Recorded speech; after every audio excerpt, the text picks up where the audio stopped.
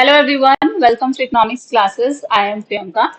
आज हम कर रहे हैं इंटरनेशनल इकोनॉमिक्स में सेकेंड पार्ट कर रहे हैं मैराथन का, जिसमें मैंने आपको टॉपिक्स ऑलरेडी शेयर कर दिए थे कि आज हम कौन कौन से टॉपिक्स जो है वो कवर करने वाले हैं। तो उसी सीक्वेंस के हिसाब से आज हम कोशिश करेंगे कि जितने भी टॉपिक्स मैंने आपको कल टेलीग्राम पे शेयर किए थे और यूट्यूब पोस्ट में भी शेयर किए थे कि हम कौन कौन से टॉपिक्स कर रहे हैं। जैसे हम करेंगे factor price equalization, intensity reversal, Leontief paradox, specific factor model, जो भी है वो सारे के सारे। इस चीज में टाइम वेस्ट करने की कोई जरूरत नहीं है। अभी आप समझ जाएंगे कि हम कहाँ तक, मतलब हम करेंगे लिंडर्स थ्योरी ऑफ ओवरलैपिंग डिमांड तक। ये टॉपिक्स आज हम जो है कोशिश करेंगे कि इस चीज को हम क्या कर दें, कवर कर दें।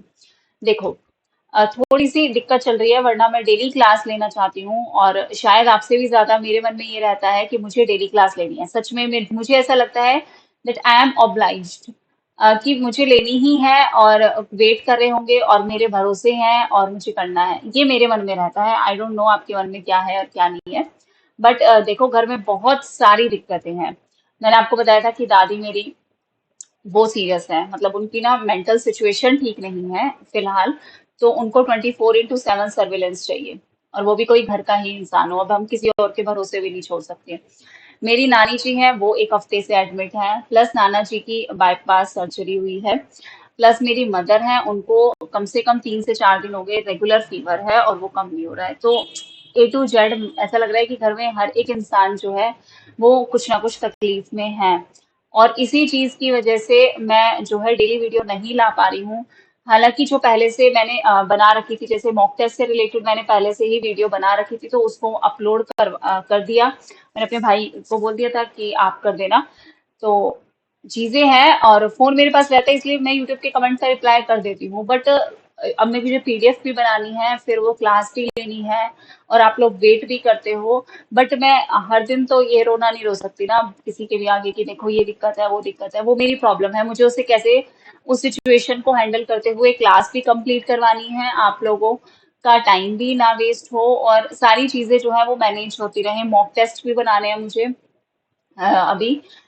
तो कुछ मेगा मॉक टेस्ट आपका बन गया है, कुछ मॉक टेस्ट बन गया। अब कुछ मॉक टेस्ट तो मुझे बनाने पड़ेंगे ना, उनको इम्प्रोवाइज करना पड़ेगा हर चीज को, कि हर चीज आपको बेस्ट मिले, आपको प्रॉपर एक वो मिले कि यार आपने अगर पैसे दिए हैं तो आपको ये लगे कि वर्थ इट है।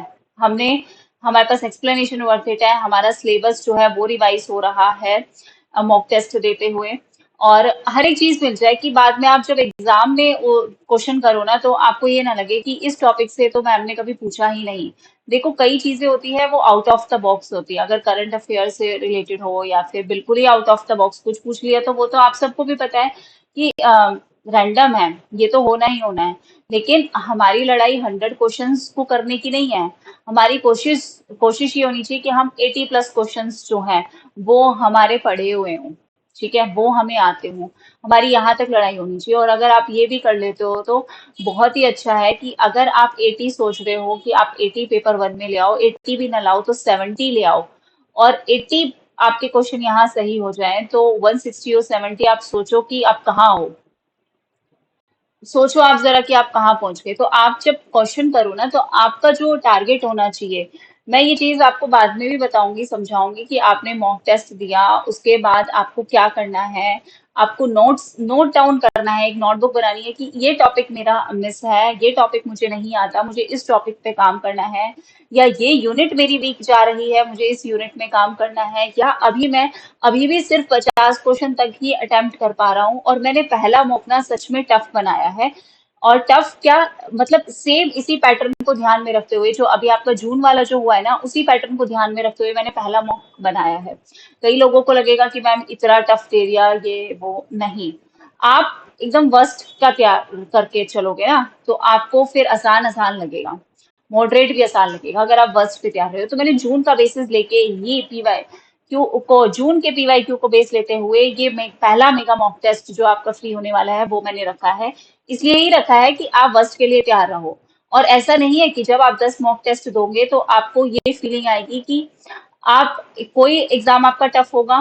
कई क्वेश्चंस ऐसे भी होंगे जो मैंने भी कभी नहीं बताए हैं, वो क्वेश्चंस भी आपके आएंगे या आपने नहीं पढ़े हैं। तो आपको रैंडम के लिए भी तैयार रहना है कि कोई रैंडम एरर आ जाए या आउट ऑफ द कुछ पूछ लिया जाए, तो उन चीजों के लिए भी आप तैयार रहना। मतलब मैंने पूरी कोशिश की है अपनी तरफ से कि मैं आपको एकदम ऐसा दूं कि आपको कोई पेपर लगे कि यार ये तो जून जैसा पेपर आ गया, ये तो जून जैसा पेपर मैम ने पूछ लिया, तो आपको उसके लिए भी तैयार रहना है और आपको थोड़ा सा इजी भी लगे, मतलब इजी तो नहीं है, ऑफ कोर्स इजी तो नहीं बन सकता पेपर, मॉडरेट टू डिफिकल्ट रहेगा। इजी टू मॉडरेट भी जा सकता है, लेकिन इजी पेपर नहीं होगा, कोई भी मॉक टेस्ट आपका इजी नहीं होगा। इस उसमें आप मत परचेज करना कि आसान आसान क्वेश्चन मैं दे दूं। और प्लीज मैं तो ये रिक्वेस्ट करूंगी कि जो सच में चाहते हैं ना कि जून में मुझे दिसंबर में मेरा एग्जाम क्लियर होना चाहिए, प्लीज प्लीज प्लीज वही मॉक टेस्ट परचेज करना और वही पेड नोट्स परचेज करना। जो अब भी ये भरोसा लेके बैठे हैं कि हम जून में दे देंगे, ये तो ट्रायल के लिए, तो यहाँ पैसे मत वेस्ट करो, आप अपनी जो फॉर्म की फीस दे रहे हो ना वही बहुत है। और मैं तो ये सोचती हूँ, थोड़ा सा मैं टाइम लूंगी, 2-5 मिनट, क्योंकि फिर टाइम होता है ना कि नेक्स्ट वीडियो बनाऊंगी उसमें टाइम लगेगा, कब टाइम मिलेगा आई डोंट नो। तो आप ये सोचो कि आप 1150 की फॉर्म फिल कर रहे हो, आप फेल हो गए तो आप अगली बार फिर ये इतना पैसा लगाओगे। आप एक बारी में ही क्यों नहीं सोचते कि मैं 6 महीने ही है मेरे पास और इसके बाद मेरे पास मौका ही नहीं है पेपर देने का, यही मेरा फर्स्ट एंड लास्ट चांस है। अगर आप ये सोच के मेहनत करोगे ना, तो आप अपनी सारी मेहनत करोगे। तो मैं ये चाहती हूँ कि जो भी मॉक परचेज करे या जो भी पेड नोट्स परचेज कर रहा है या मॉक पेड दोनों परचेज कर रहा है, मेरे पास उन स्टूडेंट्स का रिकॉर्ड है कि ये पर्सन है, मुझे वो सारे स्टूडेंट्स क्वालिफाई चाहिए, हर कीमत पे क्वालिफाई चाहिए मुझे उनका एग्जाम। आप कुछ करो, मुझे नहीं पता, आप 10 घंटे पढ़ो, 8 घंटे पढ़ो, 6 घंटे पढ़ो, जो जैसे पढ़ना है पढ़ो, मुझे आपका एग्जाम क्वालिफाई चाहिए। क्योंकि और ये नहीं, और जो मॉक पेड कुछ भी नहीं परचेज कर रहे ना, और जो यहाँ से सिर्फ ये क्लासेस देख रहे हैं, प्लीज मेरी उनसे भी रिक्वेस्ट है कि सबको पढ़ना है भाई।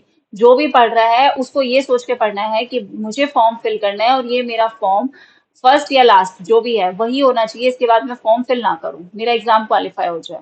और जेआरएफ का सपना है, आप जेआरएफ का, जिसका नेट का है नेट का, जो भी आपके सपने हैं वो आपको अपने पूरे करने हैं। अपने आप से हर दिन ये वादा करना है। मैं हर एक प्रॉब्लम को साइड में रखते हुए सोचती हूँ कि नहीं मुझे वीडियो बनानी है, नहीं मुझे फाइल अपलोड करनी है, नहीं मुझे मॉक पे भी ध्यान देना है, मुझे ये क्वेश्चन डालना चाहिए। मैं और इतनी सारी चीजें जब चल रही हूँ जीवन में कि घर वाले भी प्रायोरिटी पे हैं कि सबको देखना है, और यूट्यूब पे भी कुछ नहीं होना चाहिए। जबकि मेरे को यहाँ से ऐसा थोड़ी ना कि मैं वीडियो बनाऊंगी तो मुझे कोई पैसा मिल रहा है या आपने मुझसे कोर्स परचेज कर रखा है, नहीं। फिर भी मैं अपने आप में ये समझती हूँ कि नहीं मुझे करना है, और मुझे किस लिए करना है, ताकि आप हर दिन मोटिवेट रहो, हर दिन क्लास दो, हर दिन पढ़ते रहो। तो प्लीज अगर बस प्लीज ही कह सकती हूँ मैं कि आप अच्छे से पढ़ो। और तो अब जितना बोलना है उतना, कितना भी बोल सकते हो, 2 घंटे भी बैठ के बोल सकते हैं, बट उससे कोई मतलब नहीं है। पढ़ाई स्टार्ट करते हैं। आज हमारा जो पहला टॉपिक है factor price equalisation theorem, HOS theory, Heckscher Ohlin Samuelson theory. तो फैक्टर प्राइस इक्वलाइजेशन थ्योरम किसने दिया था, हम सबको पता है, और ये क्वेश्चन डायरेक्टली आ भी चुका है। Who gave factor price equalisation theorem, मतलब अगर मैं कहूँ तो ये मैचअप में भी आया है, ये वन लाइनर में भी आया है। तो ये जो पर्टिकुलर है हम सबको पता है कि ये सैमुअल्सन ने दिया था, और ये एचओ थ्योरी पे ही बेस्ड है, सैमुअल्सन ने ये मॉडल दिया इसलिए, और एचओ पे बेस्ड है इसलिए हम लिखते हैं इसे एचओएस, हेक्स्टर ऑलिन सैमुअल्सन थ्योरम। ठीक है, 1948 में दिया था। सीक्वेंस क्रोनोलॉजी मैंने आपको पहले ही पिछली वाली क्लास में कराया था, और आज भी हम क्रोनोलॉजी भी करेंगे जो हमारी न्यू मॉडर्न ट्रेड थ्योरीज हैं। तो अपनी क्रोनोलॉजी भी नोट करते जा रहा है, यहाँ से क्वेश्चन आता ही आता है। इवन मैंने फैक्ट बेस्ड क्वेश्चन सीरीज में भी निमोनिक से बता रखा होगा, तो वहां से भी देख लेना।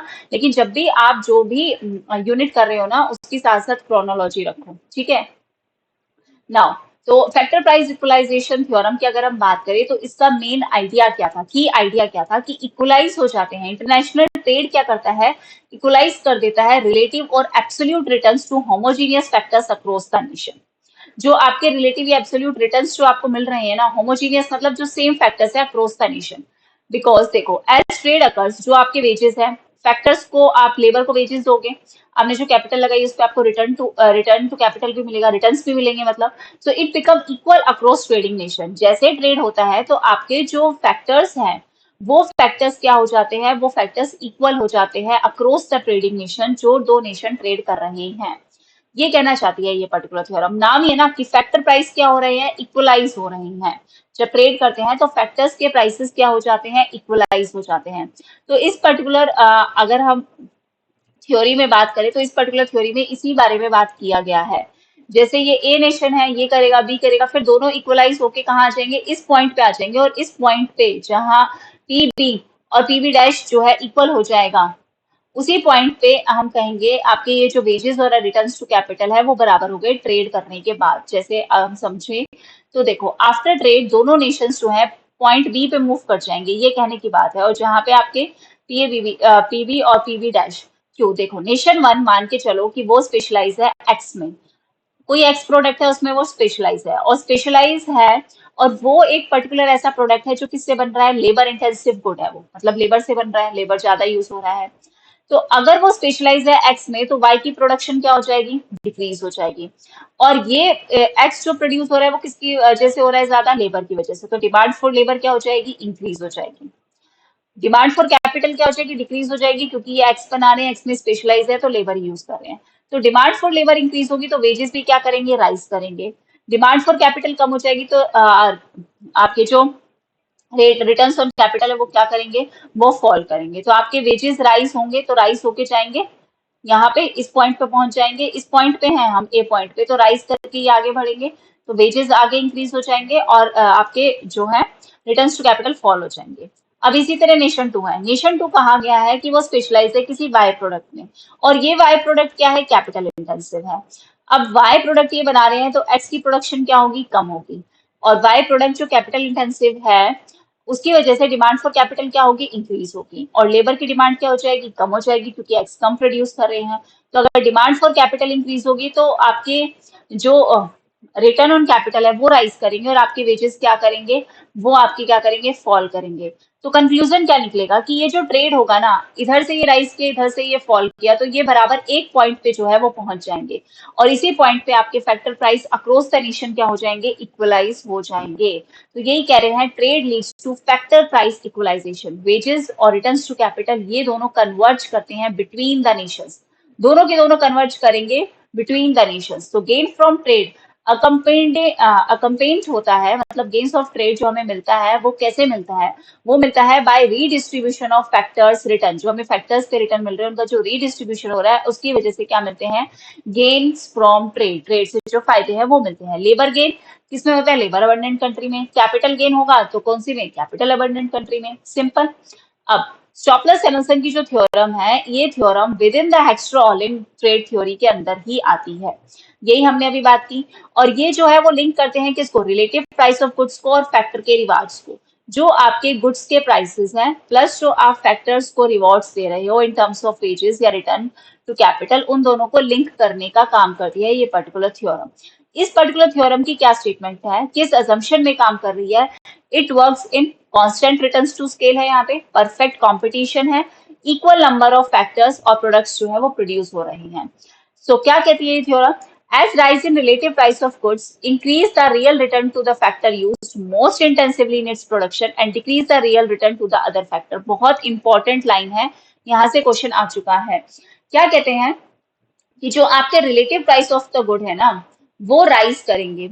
Relative price of the good rise क्यों करेंगे, और उसके राइज करने से क्या होगा, उसके राइज करने से इस पर्टिकुलर प्रोडक्ट को बनाने में जो फैक्टर ज्यादा यूज हो रहा है उसके रिटर्न्स भी क्या होंगे, ज्यादा होंगे। Increase the real return to the factors used most intensively in the production, उसी के तो रिटर्न बढ़ेंगे। अब ये मैं एक्स प्रोडक्ट बना रही हूँ, लेबर की हेल्प से बना रही हूँ, तो वेजेस ही तो बढ़ेंगे, कैपिटल पे रिटर्न थोड़ी ना बढ़ेगा, क्योंकि मैं कैपिटल यूज ही नहीं कर रही, तो कैपिटल पे रिटर्न क्यों देंगे, तो decreases the real return on other factors. लेकिन अगर मैं बात करूं कि मैंने कोई ये वाई प्रोडक्ट बना रही हूँ और ये मैं कैपिटल की हेल्प से बना रही हूँ, तो कैपिटल पे रिटर्न बढ़ेंगे, तो वेजेस जो है, वेजेस जो फैक्टर्स जो हैं उस ये लेबर के जो रिटर्न है वो कम हो जाएंगे। तो सिंपल सी बात है कि जिस प्रोडक्ट को बनाने में जिसकी वजह से वो प्रोडक्ट के प्राइस डिसाइड हो रहे हैं उसी के रियल रिटर्न्स जो हैं वो इंक्रीज होंगे। अब अगर हम एग्जाम्पल की बात करें, यूएसए का केस है जो हमें पता है कि एक कैपिटल अबंडेंट नेशन है, तो गुड्स वहां पे लिए गए, वीट लिया गया और क्लोथ लिया गया, और हमें सब पता है कि वीट क्या है, एक लेबर इंटेंसिव है, और क्लोथ क्या है, कैपिटल इंटेंसिव है यूएसए में। ये सब इलिस्ट्रेशन एग्जाम्पल है। टैरिफ इम्पोज किया गया किस पे, on labour intensive good that is wheat. Tariff impose किया गया तो रिलेटिव प्राइस वीट के क्या करेंगे, प्राइस ऑफ वीट राइज करेंगे, जो price of cloth capital intensive के कंपैरिजन में। प्रोडक्शन इफेक्ट क्या आएगा, वीट की प्रोडक्शन बढ़ेगी, production of capital intensive goods की प्रोडक्शन क्या होगी, डिक्रीज होगी, क्योंकि इसके रिलेटिव प्राइस बढ़े हैं तो इसी की प्रोडक्शन क्या होगी, इंक्रीज होगी। सो डिमांड क्या आएगी, ज्यादा वीट की प्रोडक्शन। तो अगर वीट की प्रोडक्शन ज्यादा हो रही है और वीट हमें पता है लेबर इंटेंसिव से बन रहा है, तो लेबर की डिमांड क्या करेगी, राइज करेगी। बट हमें पता है कि लेबर स्केर्स है अमेरिका में, तो कैपिटल को सब्सटीट्यूट किया जाएगा किससे, लेबर से। तो क्या इम्पैक्ट आएगा प्रोडक्टिविटी और वेजेस में, ज्यादा कैपिटल यूज होगी, लेबर की प्रोडक्टिविटी बढ़ेगी, दोनों गुड्स में लेबर की डिमांड इंक्रीज होगी और वेजेस इंक्रीज होंगे, जिससे रियल वेज क्या करेंगे, इंक्रीज करेंगे। तो इम्पैक्ट क्या आएगा, रिटर्न्स टू कैपिटल तो हमारे फॉल करेंगे, लेकिन हमारे रियल वेजेस क्या करेंगे, राइज करेंगे, क्योंकि हमारा जो प्रोडक्ट है वो किससे बन रहा है, वो लेबर से बन रहा है और उसी की डिमांड है। ठीक है, सो शेयर ऑफ लेबर जो होगा नेशनल इनकम में वो राइज करेगा और share of capital national income में क्या करेगा, फॉल करेगा। तो नेट इफेक्ट क्या आता है स्टॉपलर-सैमुअल्सन थ्योरम के according, fall in capital income less than होती है राइज इन लेबर इनकम। ऐसा तो नहीं है ना कि इस लेबर को इतना दे दो कि ये तो यहाँ पे खुद कैपिटलिस्ट बन जाए, ऐसा तो नहीं होगा ना। तो इनकी इनकम में इतना कम नहीं होगा, fall in capital income greater than होगा rise in labour income. Labour income के राइज होने से ज्यादा फॉल यहाँ पे किसमें होगा, कैपिटल इनकम में होगा। So for a small nation imposing tariff on relatively scarce factor intensive good leads to loss. अगर एक स्मॉल नेशन है और उस पर टैरिफ इम्पोज हो रहा है उनके रिलेटिव स्केर्स फैक्टर्स पे जो वो यूज कर रहे हैं प्रोडक्शन के लिए, उससे उनको क्या होगा, लॉस होगा। बहुत इंपॉर्टेंट लाइन है ये भी, इसका भी ध्यान रखेंगे। ठीक है, तो क्या पॉलिसी इनसाइट है, क्या इसकी पर्टिकुलर पॉलिसी की explain why labour union in developed nation, जो डेवलप्ड नेशन है उसमें लेबर स्केर्स है, कैपिटल ज्यादा है, often favour import tariffs to protect labour income share. इसलिए वो क्यों फेवर करते हैं, क्यों लेबर यूनियंस जो डेवलप्ड नेशंस में है वो फेवर करती हैं कि इंपोर्ट पे टैरिफ हो, ताकि लेबर के इनकम में जो शेयर है वो उनका क्या कर सके, वो प्रोटेक्ट कर सके, बचा सके, वरना नुकसान होगा। यही कहना चाहती है ये पर्टिकुलर थ्योरम। अब इसके अपोजिट आती है factor intensity reversal theory, HOS theory. तो फैक्टर इंटेंसिटी रिवर्सल थ्योरी क्या है, एक सिचुएशन है where the same commodity, factor क्या है, रिवर्स हो रहा है। मतलब ये same commodity X labour intensive in a labour abundant nation और कैपिटल इंटेंसिव बन जाएगी कैपिटल अबंडेंट नेशन में। ये एक्स पर्टिकुलर कमोडिटी एक पर्टिकुलर नेशन में लेबर इंटेंसिव होगी, जो लेबर अबंडेंट नेशन है, वही पर्टिकुलर कमोडिटी वो कैपिटल इंटेंसिव भी बन सकती है कैपिटल अबंडेंट नेशन में। फॉर एग्जांपल इंडिया में हमें पता है, इंडिया में मान लो कोई कमोडिटी एक्स प्रोड्यूस हो रही है, तो इंडिया में हमें पता है कि इंडिया एक लेबर अबंडेंट है, और लेबर अबंडेंट है मतलब लो वेज नेशन है। यहाँ पे लेबर की सप्लाई इतनी ज्यादा है कि वेजेस ज्यादा होते नहीं है, और एक्स हमने मान लिया वो लेबर इंटेंसिव है, क्योंकि यहाँ पे ये एक्स जो है वो लेबर से बन रहा है, वो लेबर ज्यादा है। यूएसए एक कैपिटल अबंडेंट कंट्री है और हमें पता है यहाँ ये हाई वेज नेशन है, क्योंकि यहाँ कैपिटल ज्यादा है और वो क्या है, लेबर कम है, तो उनके वेजेस ज्यादा होंगे। और यहीं पे सेम ये एक्स क्या बन जाएगी, कैपिटल इंटेंसिव। यही सेम चीज एक्स, यही सेम एक्स प्रोडक्ट यूएस से बना रहा है कैपिटल इंटेंसिव से, इंडिया बना रहा है लेबर इंटेंसिव से। So both India and USA would export the same commodity x which contradict the HO theory. तो फैक्टर इंटेंसिटी रिवर्सल ने किसको कॉन्ट्राडिक्ट किया, हेस्ट्रो-ऑलिन थ्योरम को, क्योंकि हेस्ट्रो-ऑलिन थ्योरम ये कहता है कि जिसके पास जो चीज ज्यादा है, अगर ये कैपिटल अबंडेंट ज्यादा है तो वो कैपिटल इंटेंसिव गुड्स करे एक्सपोर्ट, अगर वो उसके पास लेबर, अगर कोई कंट्री लेबर अबंडेंट है तो वो लेबर इंटेंसिव गुड्स को एक्सपोर्ट करे। लेकिन यहाँ पे क्या बोला गया, फैक्टर इंटेंसिटी रिवर्सल क्या कहता है, कॉन्ट्राडिक्ट करता है कि सेम सेम ही एक्स कमोडिटी, सेम ही एक्स कमोडिटी इंडिया और यूएसए दोनों एक्सपोर्ट कर रहा है, जबकि ये एक्स कमोडिटी इंडिया में लेबर इंटेंसिव है और जबकि ये यूएसए में क्या है, कैपिटल इंटेंसिव है। तो एचओ थ्योरी से ये कॉन्ट्राडिक्ट करती है आपकी फैक्टर इंटेंसिटी रिवर्सल। सो क्या इम्प्लीकेशन है एचओ थ्योरी का, जो मैंने आपको समझा भी दिया है कि क्या कहते हैं ये, कि लेबर अबंडेंट नेशन को लेबर इंटेंसिव गुड्स एक्सपोर्ट करने चाहिए और कैपिटल अबंडेंट नेशन को कैपिटल इंटेंसिव गुड्स एक्सपोर्ट करनी चाहिए। लेकिन वही फैक्टर इंटेंसिटी रिवर्सल क्या कहता है, both nation ends up exporting the same commodity, दोनों नेशन सेम ही कमोडिटी एक्स कमोडिटी ही एक्सपोर्ट कर रही हैं। इसलिए इसने कहा कि एचओ थ्योरी क्या हो जाती है, फेल हो जाती है यहाँ पे। अब यहाँ पे क्या रोल आता है इलास्टिसिटी ऑफ सब्सटीट्यूशन का। अब ये जो फैक्टर की इंटेंसिटी है ना, ये डिपेंड करती है कि कितनी इलास्टिसिटी ऑफ सब्सटीट्यूशन है बिटवीन लेबर एंड कैपिटल, कि लेबर और कैपिटल आपस में कितना सब्सटीट्यूट हो सकते हैं। तो फैक्टर इंटेंसिटी रिवर्सल कब होता है, it occurs when the possibility of substituting labour for capital is much higher in one good than the other. Factor intensity reversal मतलब ये सेम कमोडिटी एक्स यहाँ पे वो कैपिटल इंटेंसिव से भी बन सकती है और दूसरी कंट्री में वो लेबर इंटेंसिव से भी बन सकती है। इसका मतलब लेबर और कैपिटल क्या है, सब्स्टिट्यूटेबल है। इसका मतलब ये जो फैक्टर इंटेंसिटी रिवर्सल की जो हम कहानी पढ़ रहे हैं, ये तो इसी पे डिपेंड करती है कि इलास्टिसिटी ऑफ सब्स्टिट्यूशन कितना है। इंडिया में elasticity of substitution for labour for capital in wheat production is very high compare to cloth. Wheat में बहुत मुश्किल होगा ना कि आप लेबर हटा के कैपिटल लगा दो, एग्रीकल्चर में तो मेनली लेबर ही है। Hence, wheat appears labor intensive in India, but it may appear capital intensive in USA. USA में सब्स्टिट्यूट कर सकते हैं वो लोग लेबर हटा के ज्यादा मशीन से व्हीट बना सकते हैं, लेकिन इंडिया में तो नहीं बना सकते ना। तो इलास्टिसिटी ऑफ सब्स्टिट्यूशन का बहुत बड़ा रोल है फैक्टर इंटेंसिटी रिवर्सल को डिफाइन करने के लिए। ठीक है, सो ये पर्टिकुलर थ्योरम डिपेंड ही करती है इलास्टिसिटी ऑफ सब्स्टिट्यूशन में कि क्या पॉसिबिलिटी है कि लेबर और कैपिटल सब्स्टिट्यूट हो जाए। तभी तो कह रहे हैं कि ये पर्टिकुलर एक्स कमोडिटी कैपिटल से भी बन रही है, लेबर से भी बन रही है, ये सब्स्टिट्यूट हो सकते हैं। तो हमें ध्यान क्या रखना है, फैक्टर इंटेंसिटी रिवर्सल ये कहता है कि same commodity changes factor intensity across nation, कि ये same commodity factor intensity across the nation India USA change हो सकती है। ठीक है, और इसी की वजह से क्या है, ये कॉन्ट्राडिक्शन है किसके, एचओ थ्योरी का, क्योंकि एचओ ने तो कहा था जिसके पास जो ज्यादा हो वो वही एक्सपोर्ट करो। Determined by relative factor prices and elasticity of substitution. कैसे डिटरमाइन होते हैं प्राइसेस, डिटरमाइन किससे होती है ये चीज, रिलेटिव फैक्टर प्राइसेस से और इलास्टिसिटी ऑफ सब्स्टिट्यूशन से। तो अगर आपसे ये पूछा जाए कि फैक्टर इंटेंसिटी रिवर्सल किस पे डिपेंड करता है, तो ये मेनली डिपेंड करता है इलास्टिसिटी ऑफ सब्स्टिट्यूशन पे डिपेंड करता है। क्लियर है, आई होप क्लियर होगा। तो अब आगे हम बात करते हैं factor intensity and elasticity of substitution को और थोड़ा डिटेल में समझेंगे। तो फैक्टर इंटेंसिटी डिटरमाइन होता है using the concept of elasticity of substitution between capital and labour as we know. So factor price equalization can also be explain. अगर हम फैक्टर प्राइस को इक्वलाइज कर रहे हैं तो वो भी इलास्टिसिटी ऑफ सब्स्टिट्यूशन से एक्सप्लेन हो सकता है। कैसे, सबसे पहले इलास्टिसिटी ऑफ सब्स्टिट्यूशन हम इस तरीके से डिफाइन करेंगे, ये फॉर्मूला आता भी है इसलिए मैंने यहाँ पे मेंशन भी किया है। क्या ये दिखाता है, it measure the responsiveness of capital labour ratio. Capital labour ratio कितना परसेंट चेंज हो रहा है to changes in the marginal rate of technical substitution, marginal rate of technical substitution के अकॉर्डिंग। तो percentage change in K by L क्या कैसे show होगा, D के बाय एल से शो होगा।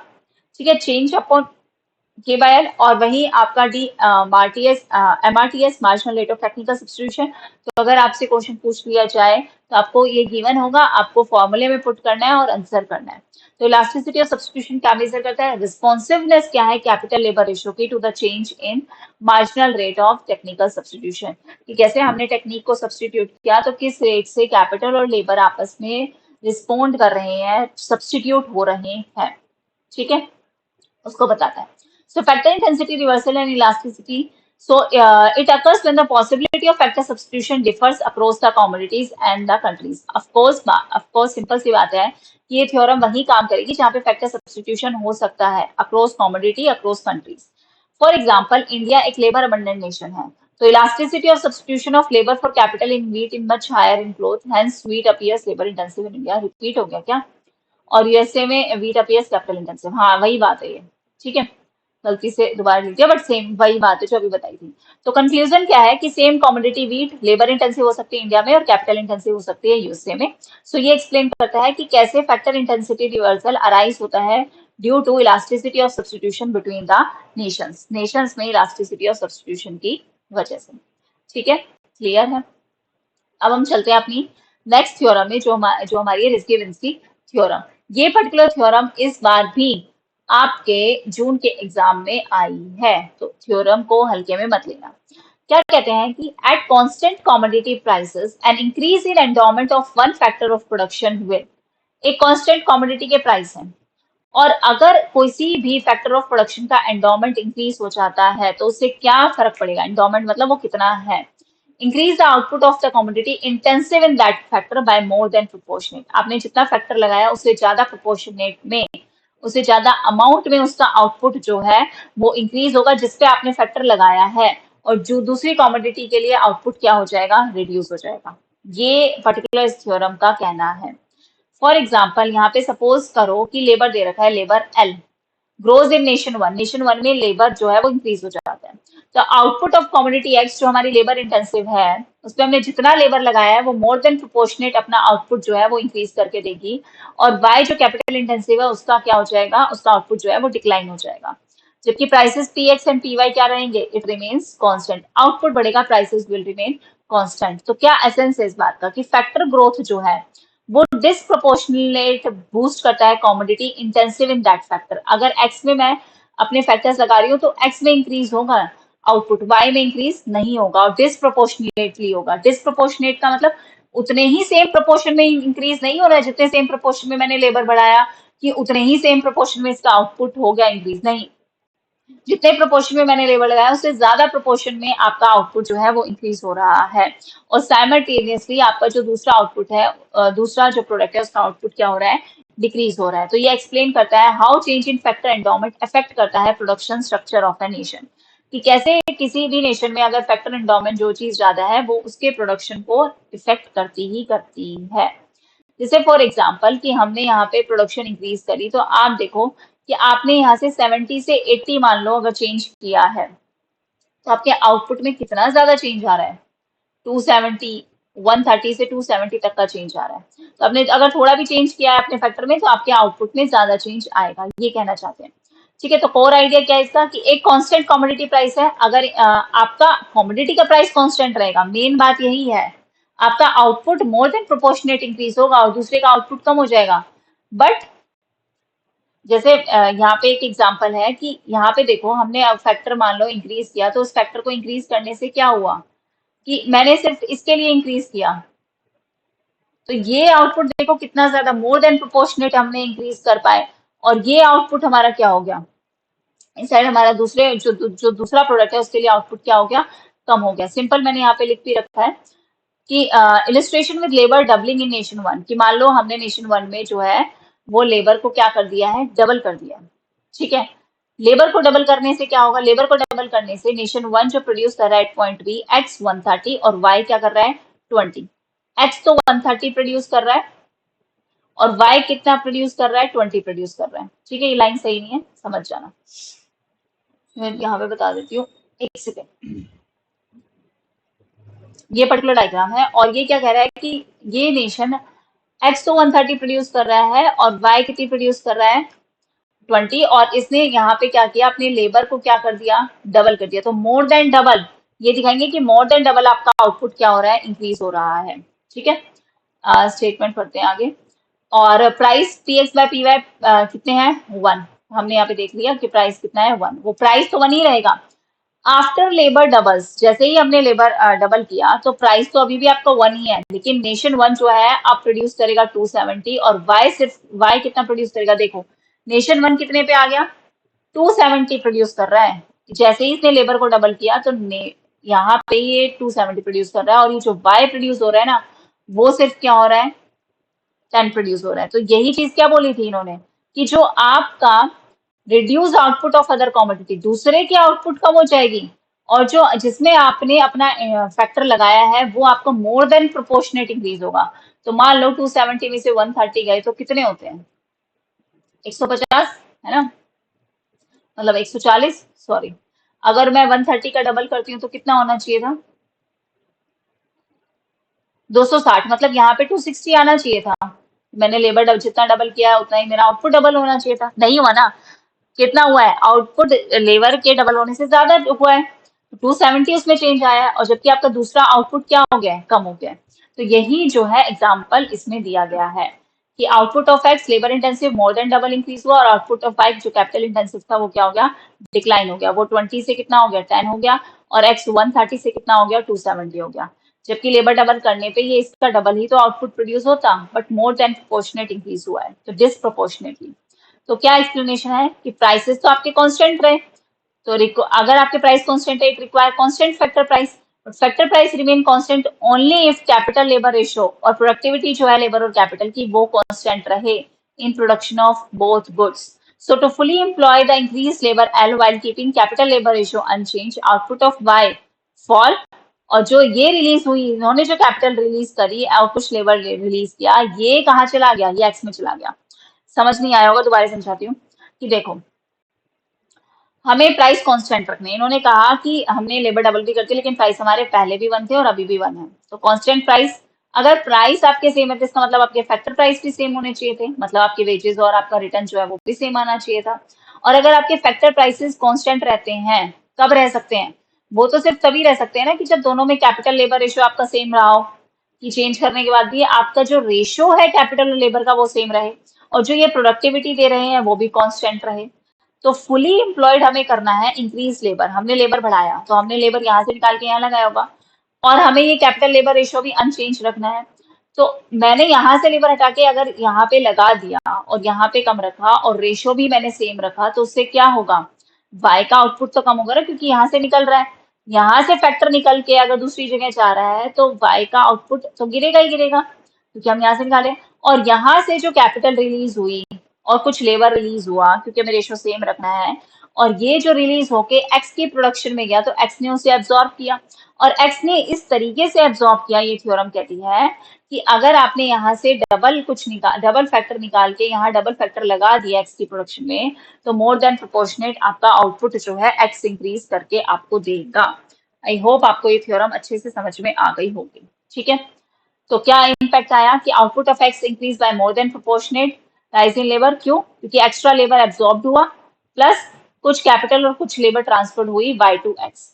एक तो इन्होंने एक्स ने लेबर लगाया एक्स्ट्रा, और यहाँ से भी कुछ आया, तो यहाँ से भी आया और एक्स्ट्रा लेबर भी लगाया, तो मोर देन प्रोपोर्शनेट इंक्रीज हुआ। सो एक्स राइजेस डिसप्रोपोर्शनेटली, जबकि वाई फॉल, क्योंकि वहां से आपका कैपिटल और लेबर क्या हुआ है? ट्रांसफर हुआ है। Y? Because you have to keep the ratio of capital and labor constant. That's why you have to keep the factor prices or product prices, commodity prices constant. That's why. ठीक है, अब हम बात करते हैं Leontief paradox की। Leontief paradox contradict करता है किसको? हेक्स्ट्रोऑलिन थ्योरम को। और ये क्वेश्चन भी आपका जो है वो आ चुका है, डायरेक्टली आ चुका है कि एचओ के कॉन्ट्राडिक्ट कौन सी है। तो लियोन्टिफ पैराडॉक्स इंट्रोड्यूस किया वेस्ली लियोन्टिफ ने 1950 में।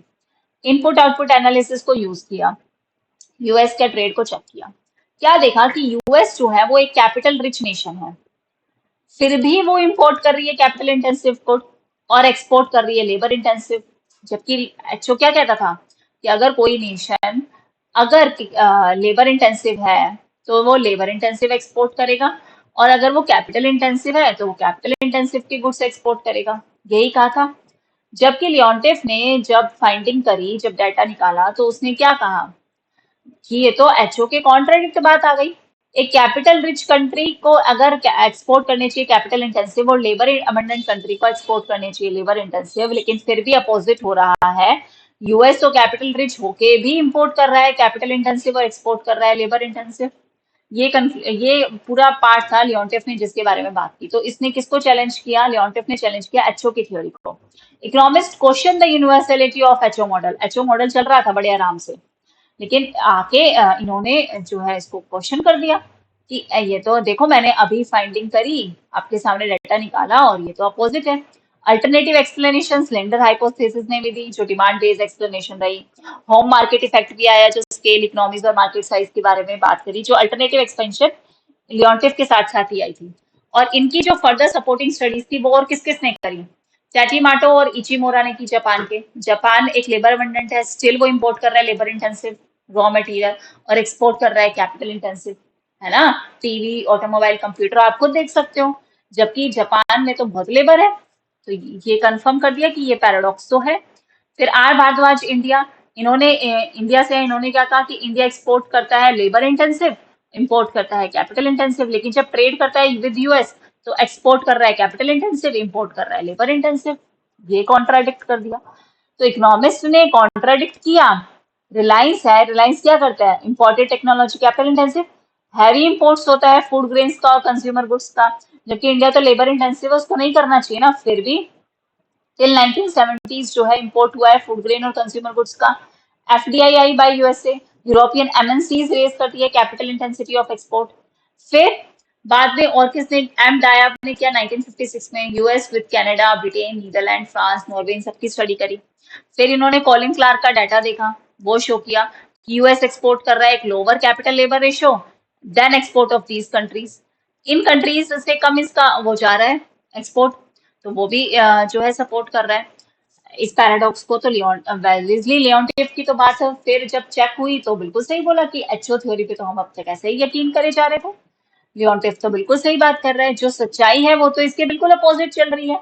जो सच में जो काम चल रहा है वो तो ट्रेड जो चल रहा है वो तो अपोजिट चल रहा है। तो क्या एसेंस निकला कि लियोनटिफ पैराडॉक्स कहते हैं रियलिटी जो है ट्रेड फ्लो की वो कॉन्ट्राडिक्ट करती है एचओ की फैक्टर एंडोमेंट थ्योरी से।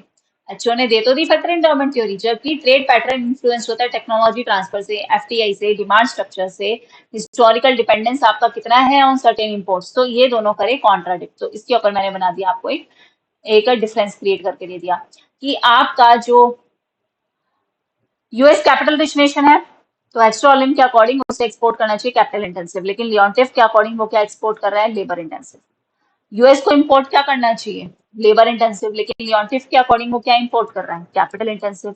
ऐसे ही जापान और इंडिया का कंपैरिजन, यूएस का कंपैरिजन। तो क्या एक्सप्लेनेशन हुई कि एचओ के अकॉर्डिंग कहता है फैक्टर एंडोमेंट डिसाइड करता है कि ट्रेड का पैटर्न क्या होगा, जबकि लियोनटिफ के अकॉर्डिंग क्या है कि आपकी टेक्नोलॉजी का कितना रोल है, आपके एफडीआई का क्या रोल है, आपकी इंपोर्टेड कैपिटल इंटेंसिव टेक्निक कितनी है, आपका डिमांड का पैटर्न कितना है। क्योंकि लियोनटिफ ने एम्पेरिकल फाइंडिंग्स करी, ट्रू डेटा पे काम किया है, तो वो ये कहता है कि इन सब चीजों पे डिपेंड करता है, सिर्फ फैक्टर एंडोमेंट पे डिपेंड नहीं करता। तो ओवरऑल एसेंस क्या है कि यहाँ जो ट्रेड हो रहा है वो बेस है ऑन रिलेटिव फैक्टर अबंडेंस, जबकि लियोनटिफ के अकॉर्डिंग जो ट्रेंड है वो shape also shaped by technology, demand and structural factors. Also also तो फैक्टर को नहीं भूलना है, इसने कहा है कि ट्रेड फैक्टर से तो हो ही रहा है मान के चलो, लेकिन उसके अलावा भी बहुत सारी चीजें हैं जो कॉन्ट्राडिक्ट कर रही हैं किसको, एचओ को कॉन्ट्राडिक्ट कर रही है। तो HO says export what you have more, जबकि लियोनटिफ ने क्या फाउंड किया, US did the opposite. HO तो कहते हैं जो ज्यादा है वो एक्सपोर्ट करो, लेकिन लियोनटिफ ने यूएसए की स्टडी करी और देखा कि ये तो अपोजिट ही है, बिल्कुल जस्ट अपोजिट। ओके, पानी पी लेते हैं फिर हम करेंगे अपनी नेक्स्ट स्पेसिफिक फैक्टर रिकार्डो विनर मॉडल। ओके, और ये चीज तो मैं आपको श्योरिटी देती हूँ कि अगर आपने ये क्लासेस बिल्कुल तरीके से तमीज से कर ली सारी, तो क्वेश्चन तो नहीं रहेगा, और फिर भी आप गलत कराओ तो ये आपके ऊपर है। मेरी तरफ से तो कोई पॉइंट नहीं रहने वाला। मनी एंड बैंकिंग पूरे यूट्यूब पे किसी ने भी इतने अच्छे से नहीं कराई होगी, इतने डिटेल में, वहां से बाहर कुछ आने नहीं वाला। और मैं अब बाद में ये नहीं होगा कि मैं दिसंबर का पेपर हो तो मैं आपको प्रूफ देती फिरूं कि लो स्क्रीनशॉट यहाँ से पढ़ाया वहां से पढ़ाया, ये वो।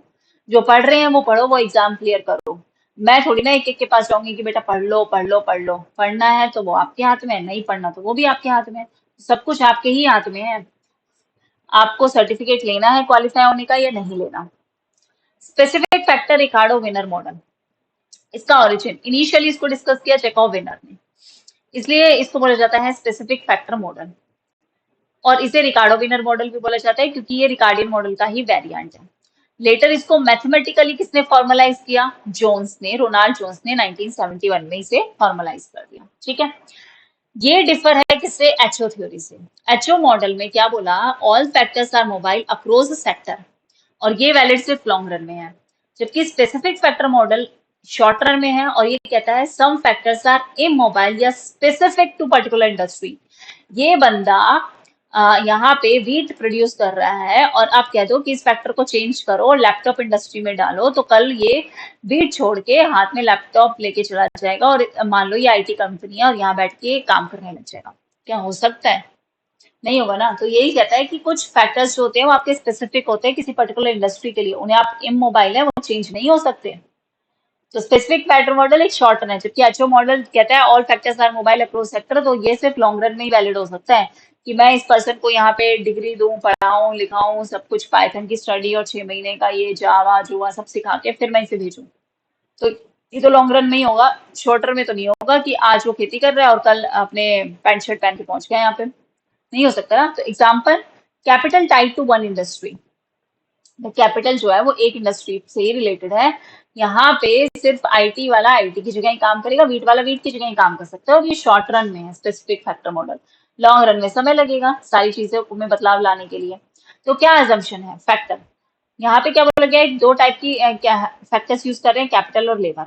लेबर फ्रीली मोबाइल है बिटवीन बोथ सेक्टर्स, दोनों सेक्टर्स में लेबर फ्रीली मोबाइल है, जबकि कैपिटल इमोबाइल है, स्पेसिफिक है टू इंडस्ट्री। ये मशीन मुझे यहाँ चाहिए तो यहीं चाहिए। इफेक्टिवली तीन फैक्टर एग्जिस्ट कर रहे हैं इसके हिसाब से, एक लेबर है, एक कैपिटल स्पेसिफिक है जो सेक्टर 1 में, एक कैपिटल स्पेसिफिक है जो सेक्टर 2 में है। अब तक हमने दो ही फैक्टर्स के बारे में बात की है, तो ये आप ध्यान रखना कि स्पेसिफिक फैक्टर मॉडल में एक लेबर है और यहाँ तीन फैक्टर्स एग्जिस्ट कर रहे हैं। एक कैपिटल स्पेसिफिक है सेक्टर 1 का, एक कैपिटल स्पेसिफिक है सेक्टर 2 का। ठीक है, मार्केट आपकी परफेक्ट कंपटीशन में ही एज्यूम की जाएगी। प्रोडक्शन जो है एक गुड 1 की हो रही है जिसको रिक्वायर चाहिए labour plus capital specific to sector 1। एक गुड 2 प्रोड्यूस हो रहा है जिसको भी लेबर चाहिए but capital specific to sector 2। इसके हिसाब से इसकी कैपिटल, इसके सेक्टर 1 के हिसाब से सेक्टर 1 की कैपिटल। फैक्टर एंडोमेंट क्या बता रहा है कि फिक्स्ड एंडोमेंट है लेबर का और सेक्टर स्पेसिफिक कैपिटल का। यहाँ पे भी हमें इतना लेबर का एंडोमेंट हमारे पास है और यहाँ हमारे पास specific according to sector respectively है। फुल एम्प्लॉयमेंट है labour, total labour use in both sector, तो टोटल लेबर एंडोमेंट है। कैपिटल, कैपिटल यूज हो रही है दोनों इंडस्ट्रीज में, तो स्पेसिफिक कैपिटल एंडोमेंट भी है of that industry. Main point ध्यान रखने वाली बात क्या है, अनलाइक एचओ मॉडल, यहाँ पे जो फैक्टर इमोबिलिटी है it changes the distributional effect of trade. यहाँ जो फैक्टर की इमोबिलिटी है इसने चेंज कर दिया है डिस्ट्रीब्यूशनल इफेक्ट इसके ट्रेड का। हमें कुछ स्पेसिफिक चीजें चाहिए, कुछ स्पेसिफिक चीजें इमोबाइल हैं, ये कहना चाहते हैं। मॉडल क्या है ये पर्टिकुलर मॉडल, ये पर्टिकुलर मॉडल चलता है production and PPF, PPF production possibility frontier पे, जो क्या शो करता है increasing opportunity cost. Diminishing returns हमें मिलेंगे कब, फिक्स्ड कैपिटल स्टॉक है, each additional worker has less capital. एक कैपिटल स्टॉक तो मेरे पास फिक्स है, अब मैं इसी पे ही लेबर लगाई जा रही हूँ, इसी पे ही लेबर लगाई जा रही हूँ, इसी पे ही लगाई जा रही हूँ, तो हर एक एडिशनल वर्कर के पास कम कैपिटल बचेगी। तो मार्जिनल प्रोडक्ट जो होगा लेबर का, एमपीएल जो होगा लेबर का, वो डिक्लाइन होगा। जैसे जैसे लेबर बढ़ेगा उनकी मार्जिनल प्रोडक्टिविटी क्या होगी, कम होगी। तो इससे वैल्यू ऑफ मार्जिनल प्रोडक्ट भी क्या करेगा, फॉल करेगा। आउटपुट प्राइस तो आपकी फिक्स है ही। तो प्रोडक्शन पॉसिबिलिटी फ्रंटियर क्या शो करता है कि इससे आपकी इंक्रीजिंग क्या होगी, opportunity cost. Expanding one sector required transferring of labour from the other. अगर मुझे सेक्टर 2 को एक्सपेंड करना है तो मुझे सेक्टर 1 से ट्रांसफर करना पड़ेगा लेबर्स को। तो due to diminishing return each extra unit of labour adds less in expanding industry, क्योंकि मेरे पास ये स्पेसिफिक कैपिटल है, इसी स्पेसिफिक कैपिटल पे मैं लेबर लगाई जा रही हूँ तो हर एक एक्स्ट्रा यूनिट जो है लेबर की, उससे हमारी बढ़ती हुई इंडस्ट्री में हम सोचें तो वो एड ऑन नहीं करेगा, उससे हमारा कम ऐड होगा। तो हर एक एक्स्ट्रा यूनिट जो है लेबर की, it withdraw, labour withdrawn reduces more from the contracting industries.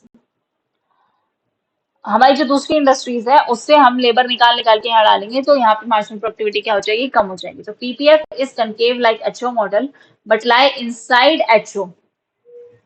PPF because immobility of one factor reduce efficiency, क्योंकि एक फैक्टर इमोबाइल है तो आप पीपीएफ के अंदर ही प्रोड्यूस कर पा रहे हो, उससे बाहर नहीं जा पा रहे, उससे बाहर तो छोड़ो उस पॉइंट पे भी नहीं जा पा रहे। तो पीपीएफ कनकेव है एचओ मॉडल की तरह ही, बट यहाँ जो है लाई करेगा वो इनसाइड एचओ, पीपीएफ अंदर ही लाई कर रहा है आपका आउटपुट, क्योंकि मोबिलिटी इमोबिलिटी है फैक्टर्स की जिससे एफिशिएंसी क्या हो रही है, रिड्यूस हो रही है। ठीक है, यही इसका बेसिक जो बात थी वो यही थी कि हमारे फैक्टर्स क्या हो रहे हैं, इमोबाइल है, वो चेंज नहीं हो रहे। फैक्टर इमोबिलिटी जो है हमारा चेंज ही कर देती है पैटर्न को। अजम्पशन क्या है, दो नेशन है, डिफर एंडोमेंट में of specific factor relative to labour, उनके पीपीएफ भी अलग अलग हैं। दो नेशन है, दोनों के एंडोमेंट भी अलग अलग है, दोनों के पीपीएफ भी अलग अलग है। और ट्रेड जो होगा यहाँ पे वो किसकी वजह से हो रहा है, क्योंकि एंडोमेंट डिफरेंस है, कोई लेबर एंडोमेंट है, कोई कैपिटल एंडोमेंट है, किसी का ज्यादा, क्योंकि दोनों नेशन में टेक्नोलॉजी का डिफरेंस है, दोनों नेशन में डिमांड का डिफरेंस है। अब तक हमने कहा था same taste and preferences, but ये कहते हैं डिमांड क्या है, डिफरेंस है, प्राइस क्या हो रहे हैं, चेंज हो रहे हैं। तो एग्जाम्पल लिया हमने एक कि नेशन, मान लो नेशन है एक लेबर अबंडेंट और ये प्रोड्यूस कर रहा है कॉमोडिटी एक्स जो कि क्या है, लेबर इंटेंसिव, मान लो फूड। कॉमोडिटी वाई जो कि क्या है, कैपिटल इंटेंसिव, मान लो क्लोथ। लेबर मोबाइल है बिटवीन बोथ इंडस्ट्रीज, वो एक्स में भी जाके काम कर सकता है, वो वाई में भी कर सकता है। लेकिन जो आपका कैपिटल के है वो स्पेसिफिक है, के वन यूज हो रहा है सिर्फ एक्स में, के टू यूज हो रहा है सिर्फ वाई में। मतलब क्लोथ में एक पर्टिकुलर मशीन यूज हो रही है और फूड बनाने में एक अलग पर्टिकुलर मशीन हो रही है, और वो स्पेसिफिक है क्योंकि स्पेसिफिक फैक्टर मॉडल है। तो क्या है, कैपिटल आपकी स्पेसिफिक है। तो इफेक्टिवली हमें क्या समझ में आया कि हमारे पास तीन फैक्टर है, एक लेबर है जो मोबाइल है, वो एक्स में भी जाके बना सकता है, वो वाई में भी जाके बना सकता है। नेचुरल रिसोर्सेज हमारे स्पेसिफिक है टू एक्स, क्योंकि फूड के लिए हमें नेचुरल रिसोर्सेज चाहिए, और एक कैपिटल स्पेसिफिक है किसके लिए, वाई के लिए। तो क्या इफेक्ट आएगा, इफेक्ट्स ऑफ ट्रेड हमारे क्या होंगे, नेशन एक्स जो है एक्सपोर्ट कर रहा है, nation export X labour intensive and import Y capital intensive. With trade relative price जो होंगे एक्स के वो क्या करेंगे, राइज करेंगे। लेबर एक मोबाइल फैक्टर है, मोबाइल फैक्टर है तो हायर डिमांड जो होगी उससे उसके वेजेस बढ़ेंगे, जहां ज्यादा डिमांड होगी, जो गुड्स एक्सपोर्ट हो रहा है उसी गुड्स को बनाने के लिए लेबर की डिमांड ज्यादा होगी, लेबर वहीं जाएगा तो लेबर वेजेस ज्यादा मांगेगा। बट जो रियल वेज फॉल करेंगे in terms of X export good और रियल वेज राइज करेंगे in terms of Y import good. ध्यान रखना जो गुड्स एक्सपोर्ट हो रहा है उसके रियल वेज क्या कर रहे हैं, फॉल कर रहे हैं। यहाँ से क्वेश्चन आपका शायद जो सबसे टफ एग्जाम था उसमें आया था या उसके बाद वाले में आया था। तो हेंस एक ambiguous impact on real wage of labour, जो गुड्स आपका एक्सपोर्ट हो रहा है उसके रियल वेज फॉल करेंगे और जो गुड आपका इंपोर्ट हो रहा है उसके रियल वेज क्या कर रहे हैं, राइज कर रहे हैं। तो यही कहती है थ्योरम कि एक एम्बिगुअस इफेक्ट आता है on real wage of labour. Workers depending on X loss, those consuming more of Y gain.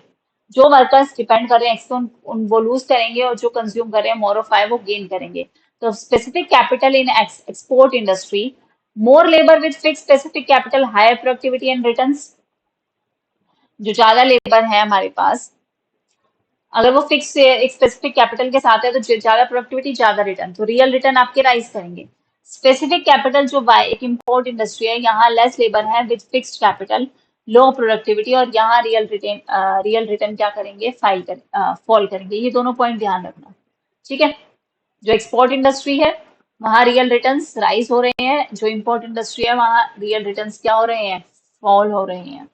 तो कंक्लूजन क्या है स्पेसिफिक फैक्टर मॉडल का, जो मोबाइल फैक्टर है लेबर उसका एम्बिगुअस इम्पैक्ट है, जो स्पेसिफिक फैक्टर एक्सपोर्ट सेक्टर में उसको गेन हो रहा है, जो specific factor import competing sector में उसको क्या हो रहा है, लॉस हो रहा है। जो एक्सपोर्ट में है जो फैक्टर उसको गेन, जो इंपोर्ट में है उसको लॉस। ये कंक्लूजन कुछ मत याद रखो, तो ये कंक्लूजन अपने दिमाग में छाप लेना, बिल्कुल ही छपा लेना, जो भी है मतलब पेस्ट कर लेना जो भी मैं कहना चाह रही हूँ उसका मतलब यही है कि इस चीज को बिल्कुल भी इग्नोर नहीं करोगे,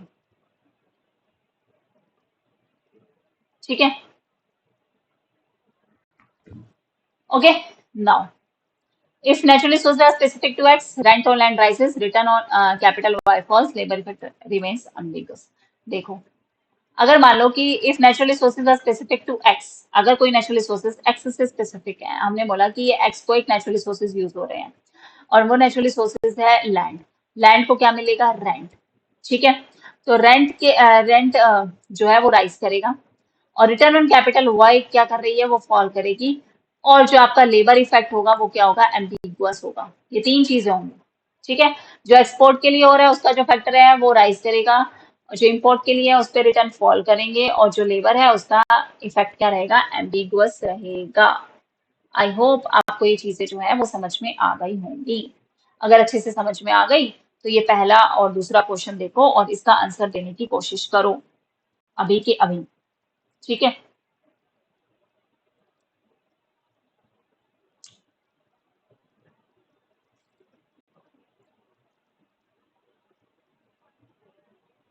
दोनों क्वेश्चन पढ़ो और आंसर देने की कोशिश करो।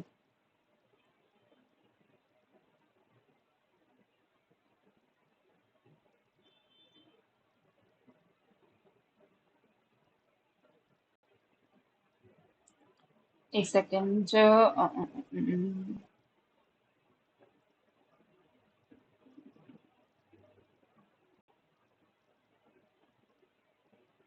एक सेकेंड।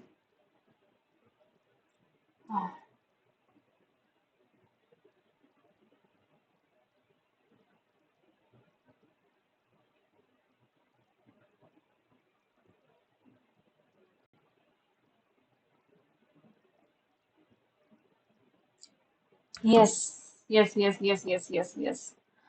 हाँ, तो क्वेश्चन नंबर 40 करते हैं सबसे पहले। ट्रेविस सिंगर हाइपोथेसिस है, हबर्डर का अपॉर्चुनिटी कॉस्ट है, लियोनटिफ पैराडॉक्स है और हेक्सट्रोलिन थ्योरम है। खुद देख लो कि आप जो है कौन सी थ्योरम आपकी पहले आएगी। क्रोनोलॉजिकल ऑर्डर में इसे अरेंज करना है तो आप देख सकते हैं और हम बताएंगे और आप भी बता सकते हैं कि इसका आंसर क्या होगा। सबसे पहले आपकी है प्रेबिश सिंगर हाइपोथेसिस। सबसे पहले हमने क्या पढ़ा था, हेक्सट्रोलिन थ्योरम। प्रेबिश सिंगर तो हमने अभी पढ़ी नहीं, तो सोचो सबसे पहले आपकी क्या आएगी, हेक्सट्रोलिन थ्योरम। और हेक्सट्रोलिन थ्योरम क्यों कह रहे हैं, क्योंकि हम ये 1919 वाला पार्ट लेके जाएंगे।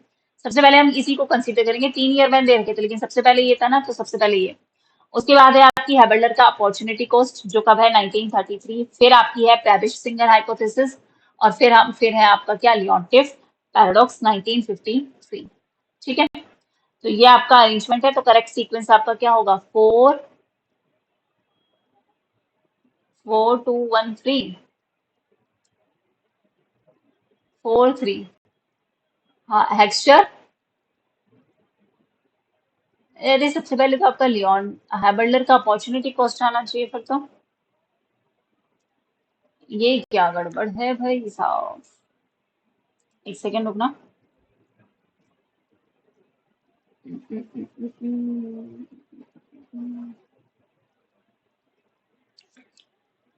क्या मैं ही भूल गई क्या? हमें ये पता है, हमने जो पढ़ा था, हमने पढ़ा था सबसे पहले हेक्सट्रोलिन। ठीक है, ओके, हेक्सट्रोलिन पढ़ा। उससे पहले तो आपकी हैबल्डर की अपॉर्चुनिटी कॉस्ट आएगी। ठीक है, हेक्सट्रोलिन आपका काउंट होगा 1919 में। ठीक है, उसके बाद आपकी स्टॉपलर सैमुअल्सन थी, उसके बाद आपकी फैक्टर प्राइस इक्वलाइजेशन, उसके बाद आपकी रेजिडेंस की थ्योरम, उसके बाद आपके मैट्सलर, फिर आपका था लियोनटिफ। लियोनटिफ कब था, 1953। हाँ, इसको दोबारा लिख देती हूँ। ये था 1919, ये थी 1953, और आपकी प्रेबिश सिंगर हाइपोथेसिस, ये थी आपकी सेक्लोडाइट्राइटेशन 1950, और आपकी Haberler opportunity cost, Haberler opportunity cost theory in the year, ये थी आपकी 1936। तो सबसे पुरानी तो ये अच्छा, सबसे पुरानी हेक्सट्रोलिन है, फिर हैबल्डर है, तो थर्ड के बाद तो आपका सेकंड आना चाहिए ना, फिर आपका फर्स्ट आना चाहिए, और फिर आपका थर्ड आना चाहिए। तो सबसे लास्ट में जो आपकी थ्योरी आएगी वो तो लियोनटिफ आएगी। तो ये अरेंज करने को ही था, क्या कहा था क्या? क्वेश्चन देख लेना। ईयर मैंने आपको बता दिया है कि इसको ओल्डेस्ट टू वो करना था या फिर लेटेस्ट टू करना था। अगर लेटेस्ट है तो सबसे पहले थर्ड आएगा। ठीक है, देख लेना ये क्वेश्चन कैसे था, बट ईयर क्रोनोलॉजी में क्वेश्चन आता है। ठीक है, नाउ नेक्स्ट है आपका लॉ ऑफ एब्सोल्यूट एडवांटेज। ये क्वेश्चन तो सबको पता होगा। Law of absolute cost advantage किसका है? एडम स्मिथ, हमने किया है। कंपैरेटिव एडवांटेज है आपका David, comparative advantage David Ricardo. ठीक है, अपॉर्चुनिटी कॉस्ट हैबल्डर, मॉडर्न थ्योरी हेक्सट्रोलिन। ठीक है, मैचअप आप कर लेना अपने हिसाब से, ये पीडीएफ में शेयर कर दूंगी now. Heckscher Ohlin model maintains that, Heckscher Ohlin model क्या मेंटेन करता है? Comparative advantage determine the distribution of the gains from trade, a country export goods for its resources and endowments are most suited, the absolute advantage theory determine the distribution of the gains from trade, और division of labour is limited by the size of market. Question देख के आप खुद answer बता सकते हो कि इसका आंसर क्या होगा, शायद मुझे कहने की जरूरत ना पड़े, इसका आंसर तो बहुत आसान है।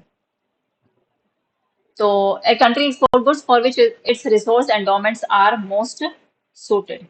ठीक है, यही है इसका answer, D. According to Rysbinski theorem, the growth of only one factor at constant relative commodity price leads to an absolute expansion in the output of the commodity using the growing factor positively, the commodity using the non-growing factor, any of the above, या फिर both commodity। अब आप खुद एक जरा दिमाग लगाओ, अभी हमने क्या बोला था कि दोनों कमोडिटी का होगा या सिर्फ जिस पे ज्यादा यूज किया जा रहा है उस पे ज्यादा यूज होगा? तो सिंपल सी बात है, इन्होंने क्या बोला है, जो फैक्टर ग्रोइंग फैक्टर इंटेंसिवली जिस पे हमने लगाया है अपना फैक्टर, उसी का मोर देन प्रोपोर्शनेट जो है आउटपुट इंक्रीज होगा। तो ऑप्शन बी आपका क्या है, बिल्कुल सही है। सारे पीवाई क्यू है, मैं अपने घर से क्वेश्चन नहीं लेके आई, सारे क्वेश्चन पीवाई क्यू है। Which type of trade is not explain by Heckscher Ohlin? Heckscher Ohlin ने ट्रेड इकोनॉमीज ऑफ स्केल पे बताया, इंट्रा इंडस्ट्री बताया, या इमिटेशन गैप या प्रोडक्ट साइकिल पे बताया? किसी पे बताया नहीं बताया, तो ऑल ऑफ द अबव, किसी पे भी एक्सप्लेन नहीं किया। ठीक है, उसके बाद who develop the use of trade indifference curve in the analysis of trade theory? Trade theory के एनालिसिस में किसने ट्रेड इंडिफरेंस कर्व का यूज किया था? तो ये किया था मिडे ने, इंडिफरेंस कर्व का एनालाइज करने के लिए, तो मिडे है। ठीक है, इसके बाद है आपका ये question, the Stolper Samuelson theorem postulate that imposition of tariff by nation cause the real income of the nation. कौन से? स्टॉपलर-सैमुअल्सन थ्योरी कहाँ से डिराइव हुई थी? एचओ से डिराइव हुई थी। पढ़ लो, खुद पढ़ लो, फिर दे देना आंसर। एचओ से डिराइव हुई थी, और ये क्या कहती है कि अगर टैरिफ जो है वो बेनिफिट करता है किसको, tariff will benefit the scarce factor. Tariff किसे बेनिफिट करता है, tariff will benefit the scarce factor of the nation and it will harm the abundant factor, ये इसका कंक्लूजन है। तो टैरिफ बेनिफिट करेगा स्केयर्स फैक्टर को। ध्यान रखना, स्टॉप लॉस डेमोन्स्ट्रेट एस से स्टार्ट हो रहा है, तो एस को ही फायदा करेगा, मतलब स्केयर्स फैक्टर्स को ही फायदा करेगा। समझाने के लिए, बताने के लिए, याद करने के लिए बता रही हूँ। तो it will cause the real income of the nation scarce factors to rise, क्योंकि ये स्केयर्स फैक्टर्स को फायदा देगा। तो ऑप्शन नंबर डी आपका क्या होगा, बिल्कुल सही होगा। जबकि अबंडेंट फैक्टर विल लूज, तो अबंडेंट फैक्टर राइज नहीं, अबंडेंट फैक्टर लूज होगा। It will harm the abundant factor and tariff will benefit the scarce factor. ठीक है, उसके बाद नेक्स्ट आपका क्वेश्चन एक और था। हाँ हाँ, ये factor price tends to be equal among the trading countries. International trade in goods and services is a proxy for movement of factors among the country. तो factor price tends to equal among the trading countries. अभी हमने factor price equalisation theorem पढ़ी थी, तो उसमें यही तो पढ़ा था कि एचओ के फ्रेमवर्क के अंडर ट्रेड जो है गुड्स में, it can mimic the factor movement. ऐसे मैंने यहाँ पे एक्सप्लेनेशन भी लिख रखी है, यही एक्सप्लेनेशन, यस, वही फैक्टर प्राइस इक्वलाइजेशन। तो factor price tends to equal among the trading nation, बिल्कुल सही है। और इंटरनेशनल ट्रेड जो है गुड्स एंड सर्विसेज में, ये एक प्रॉक्सी है कि आपके फैक्टर्स जो है अमंग द कंट्रीज क्या कर सके, मूव कर सके। तो both A and R true and R is the correct explanation. Next, yes, what are the relevant conditions assumed by factor price equalisation theorem. भूल जाओ इसको, कुछ लिखा हुआ है, भूल जाओ, भूल जाओ बिल्कुल। यस, तो countries are characterized by different factor endowments. Countries जो है डिफरेंट फैक्टर एंडोमेंट्स से कैरेक्टराइज होती है, बिल्कुल। कोई कंट्री लेबर इंटेंसिव है, कोई कंट्री कैपिटल इंटेंसिव है, हमें पता चलता है उस कंट्री के कैरेक्टर, अलग अलग फैक्टर, बिल्कुल से। Countries are characterized by different production function, नहीं, हम प्रोडक्शन फंक्शन नहीं देख रहे फैक्टर प्राइसेस में, हम फैक्टर एंडोमेंट देख रहे हैं, तो ये गलत हो गया। तो ऑप्शन सेकंड हटाओ, सेकंड हटाओ, सेकंड हटाओ। आंसर आ गया, पढ़ना ही नहीं थर्ड फोर्थ, पेपर ऐसे ही करना है। जब आपको लगे पेपर लेंदी जा रहा है तो अपना दिमाग लगाओ, और उस वक्त ये देखो कि भाई यहाँ मैंने देखा सेकंड नहीं है ना, श्योर हूं ना मैं 100%, हटाया सेकंड, ऑप्शन मिल जाएगा, नहीं मिला तो फिर पढ़ना पड़ेगा आगे। Industries are characterized by different factors, बिल्कुल सही। Each country will export the commodity which uses its abundant factor relatively intensively, बिल्कुल सही। फैक्टर प्राइस इक्वलाइजेशन यही कह रही है। फर्स्ट थर्ड फोर्थ आपका बिल्कुल सही है। तो इस हिसाब से आपकी ये थ्योरम्स तो आपकी कंप्लीट होती है।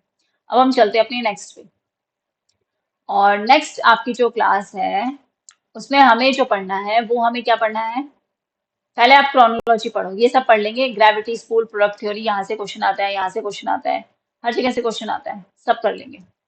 देखो सबसे पहले क्रोनोलॉजी पढ़ते हैं, क्योंकि क्रोनोलॉजी में देखो सच में कंफ्यूजन होता है, मुझे खुद होता है, मैं आपको क्या कहूँ। तो देखो, technological gap theory 1961, MD Posner, particular question आ चुका है। उसके बाद 1966 में आपकी है product cycle theory, Raymond Vernon ने दी, क्वेश्चन आ चुका है। Dynamic comparative advantage 1973, Roger B Kling, question आ चुका है। वन लाइनर क्वेश्चन भी आ चुके हैं, क्रोनोलॉजी भी आ चुके हैं, तो भूल के भी गलती मत करना। Overlapping demand theory, Linder's overlapping demand theory, ऐसे तो आएगा नहीं क्योंकि नाम ही है स्टेफन लिंडर 1961। तो क्रोनोलॉजी में पहले आपकी ये वाली थ्योरी यहाँ आएगी, ठीक है। ईयर इसलिए लिख रखा है कि कोई कंफ्यूजन हो, तो ये बाद में जाएंगे। डायनेमिक कंपैरेटिव एडवांटेज और product cycle. Gravity model, social physics school, Jan Tinbergen ने दिया है, क्वेश्चन आ चुका है। इमेस्मराइजिंग ग्रोथ, जगदीश भगवती जी ने दिया है, क्वेश्चन आ चुका है। ईयर के साथ लिखना, ईयर के साथ लिख लेना अपने हिसाब से क्रोनोलॉजी में। Theory of unequal exchange, Arghiri Emmanuel 1972 करवा चुकी हूँ ये थ्योरी। Economies of scale 1979, Paul Krugman ने दी। ये देखो, अब मैं यहाँ पे एक चीज दिखाना चाह रही थी कि सबसे लास्ट में आपकी ना इकोनॉमीज ऑफ स्केल की ही थ्योरी है इंटरनेशनल में, तो क्वेश्चन आएगा। और कब है ये, 1979, क्वेश्चन आएगा क्रोनोलॉजी में, तो ये ऑप्शन देता ही देता है मैक्सिमम इकोनॉमीज ऑफ स्केल का, तो ध्यान रखना ये सबसे लास्ट में आएगा। किस्मत अच्छी रही तो वही ऑप्शन होगा सिर्फ जो सबसे लास्ट में इसे दे रहा होगा। किस्मत थोड़ी सी खराब हुई तो दो ऑप्शन, और किस्मत ज्यादा खराब हुई तो सारे ऑप्शन एक जैसे आएंगे। देखते हैं अब किस्मत किसकी कितनी अच्छी है। तो ये किस्मत के भरोसे रहने से अच्छा है इसको सीक्वेंस में याद कर लेना। फैक्ट बेस्ड क्वेश्चन सीरीज में भी याद करा रखा है, और ऐसे भी आप नोट कर सकते हो, ठीक है। नोट्स तो मैं व्हाट्सएप पे शेयर कर ही दूंगी, और जो अपने नोट्स बना रहे हैं वो अपने आप अपने नोट्स बनाते रहेंगे, ठीक है। Now product life cycle theory 1966 Raymond Werner और हिस ने दी थी।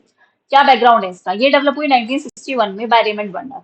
इसको बाद में सपोर्ट किसने किया? हिस ने इसको क्या किया? बाद में सपोर्ट किया। प्रपोज करता है as a response to the failure of Heckscher Ohlin model to explain real world trade pattern. हम सबको पता है कि हेक्स्ट्रोलिन जो है उस वो क्या हो गया था? वो फेल हो गया था इस चीज को अप्रूव करने मतलब जो उसने थ्योरी दी थी उसमें वो फेल हो गया था, क्योंकि बाद में लोगों ने बोल दिया कि नहीं ये थ्योरी तो गलत है। अगर हम आज कंपैरिजन कर लेते हैं तो हमें ये पता चल जाता है कि ये सारी चीजें जो है जो ये थ्योरी दे रहे हैं वो बिल्कुल गलत है अगर हम आज के हिसाब से देखें तो। सो इस पर्टिकुलर थ्योरी ने भी यही कहा कि जो फेलियर रहा आपका किसमें? हेक्स्ट्रोलिन में, उसी को हम क्या करेंगे? उसी को हम एक्सप्लेन कर देते हैं हम कि किस तरीके से वो फेलियर जो है वो काम करेगा। एक सेकेंड रुकना, मैं ये पीडीएफ शेयर करनी थी एक जगह, वो कर देती हूँ, बस एक सेकेंड।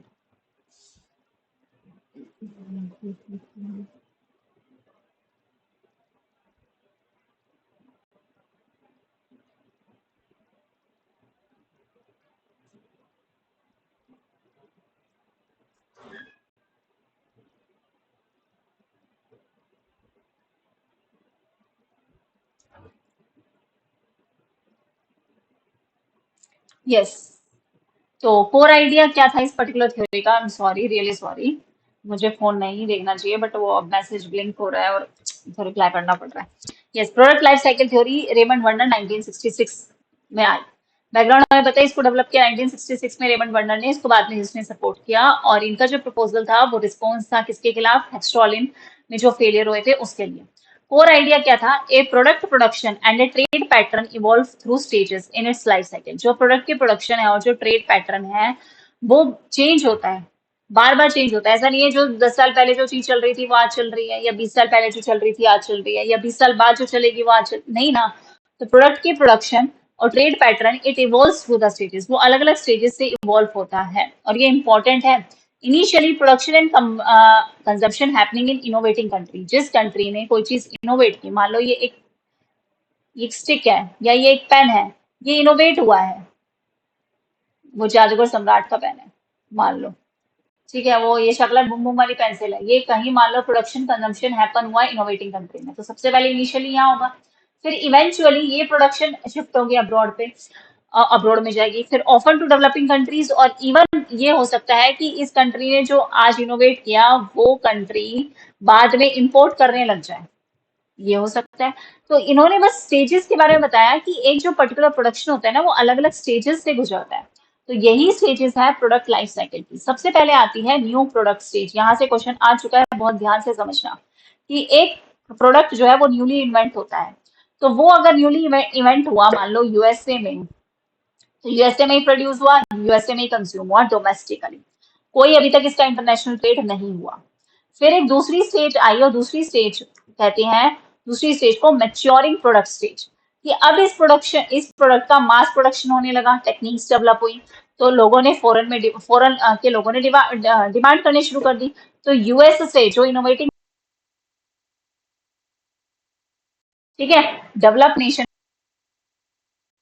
एक्सपोर्ट करना इन्होंने क्या कर दिया? स्टार्ट कर दिया। अब तीसरी स्टेज आई, standardize product size. Production shift हो गया किसमें? डेवलपिंग कंट्रीज में, क्योंकि वहां लोअर कॉस्ट है। इन्होंने यहाँ से कॉपी की है और जारा के और इसके नाइके के कॉपी बनाने लगे, और यहाँ पे प्रोडक्शन शिफ्ट हो गई क्योंकि यहाँ पे ये लोग कम कॉस्ट में काम कर रहे हैं। तो डेवलपिंग कंट्री अब इस प्रोडक्ट को क्या करने लगी? एक्सपोर्ट करने लगी बैक, इसको डेवलप्ड नेशन को ही, इंक्लूडिंग द ओरिजिनल इनोवेटर मतलब यूएसए को भी अब यही लोग बना बना के बेचने लगे, तो इस स्टेज पे भी पहुंच गए। तो ये स्टेजेस हैं कि प्रोडक्शन पहले हुआ, इनोवेट हुआ, उस इनोवेट ने पहले अपनी डोमेस्टिक पे डिमांड पूरी करी, फिर उसने डेवलप में देना स्टार्ट किया, फिर डेवलपिंग ने उसे कॉपी किया, फिर डेवलपिंग ने उसका एक्सपोर्ट करना स्टार्ट किया दूसरे डेवलप नेशंस को, मान लो यूरोप वगैरह को करना, या जापान चाइना को करने लगे, फिर बाद में उन्होंने यूएसए को ही इम्पोर्ट करना स्टार्ट कर दिया। तो ये स्टेजेस है अलग अलग, जिससे हर एक प्रोडक्शन जो है वो गुजरती है।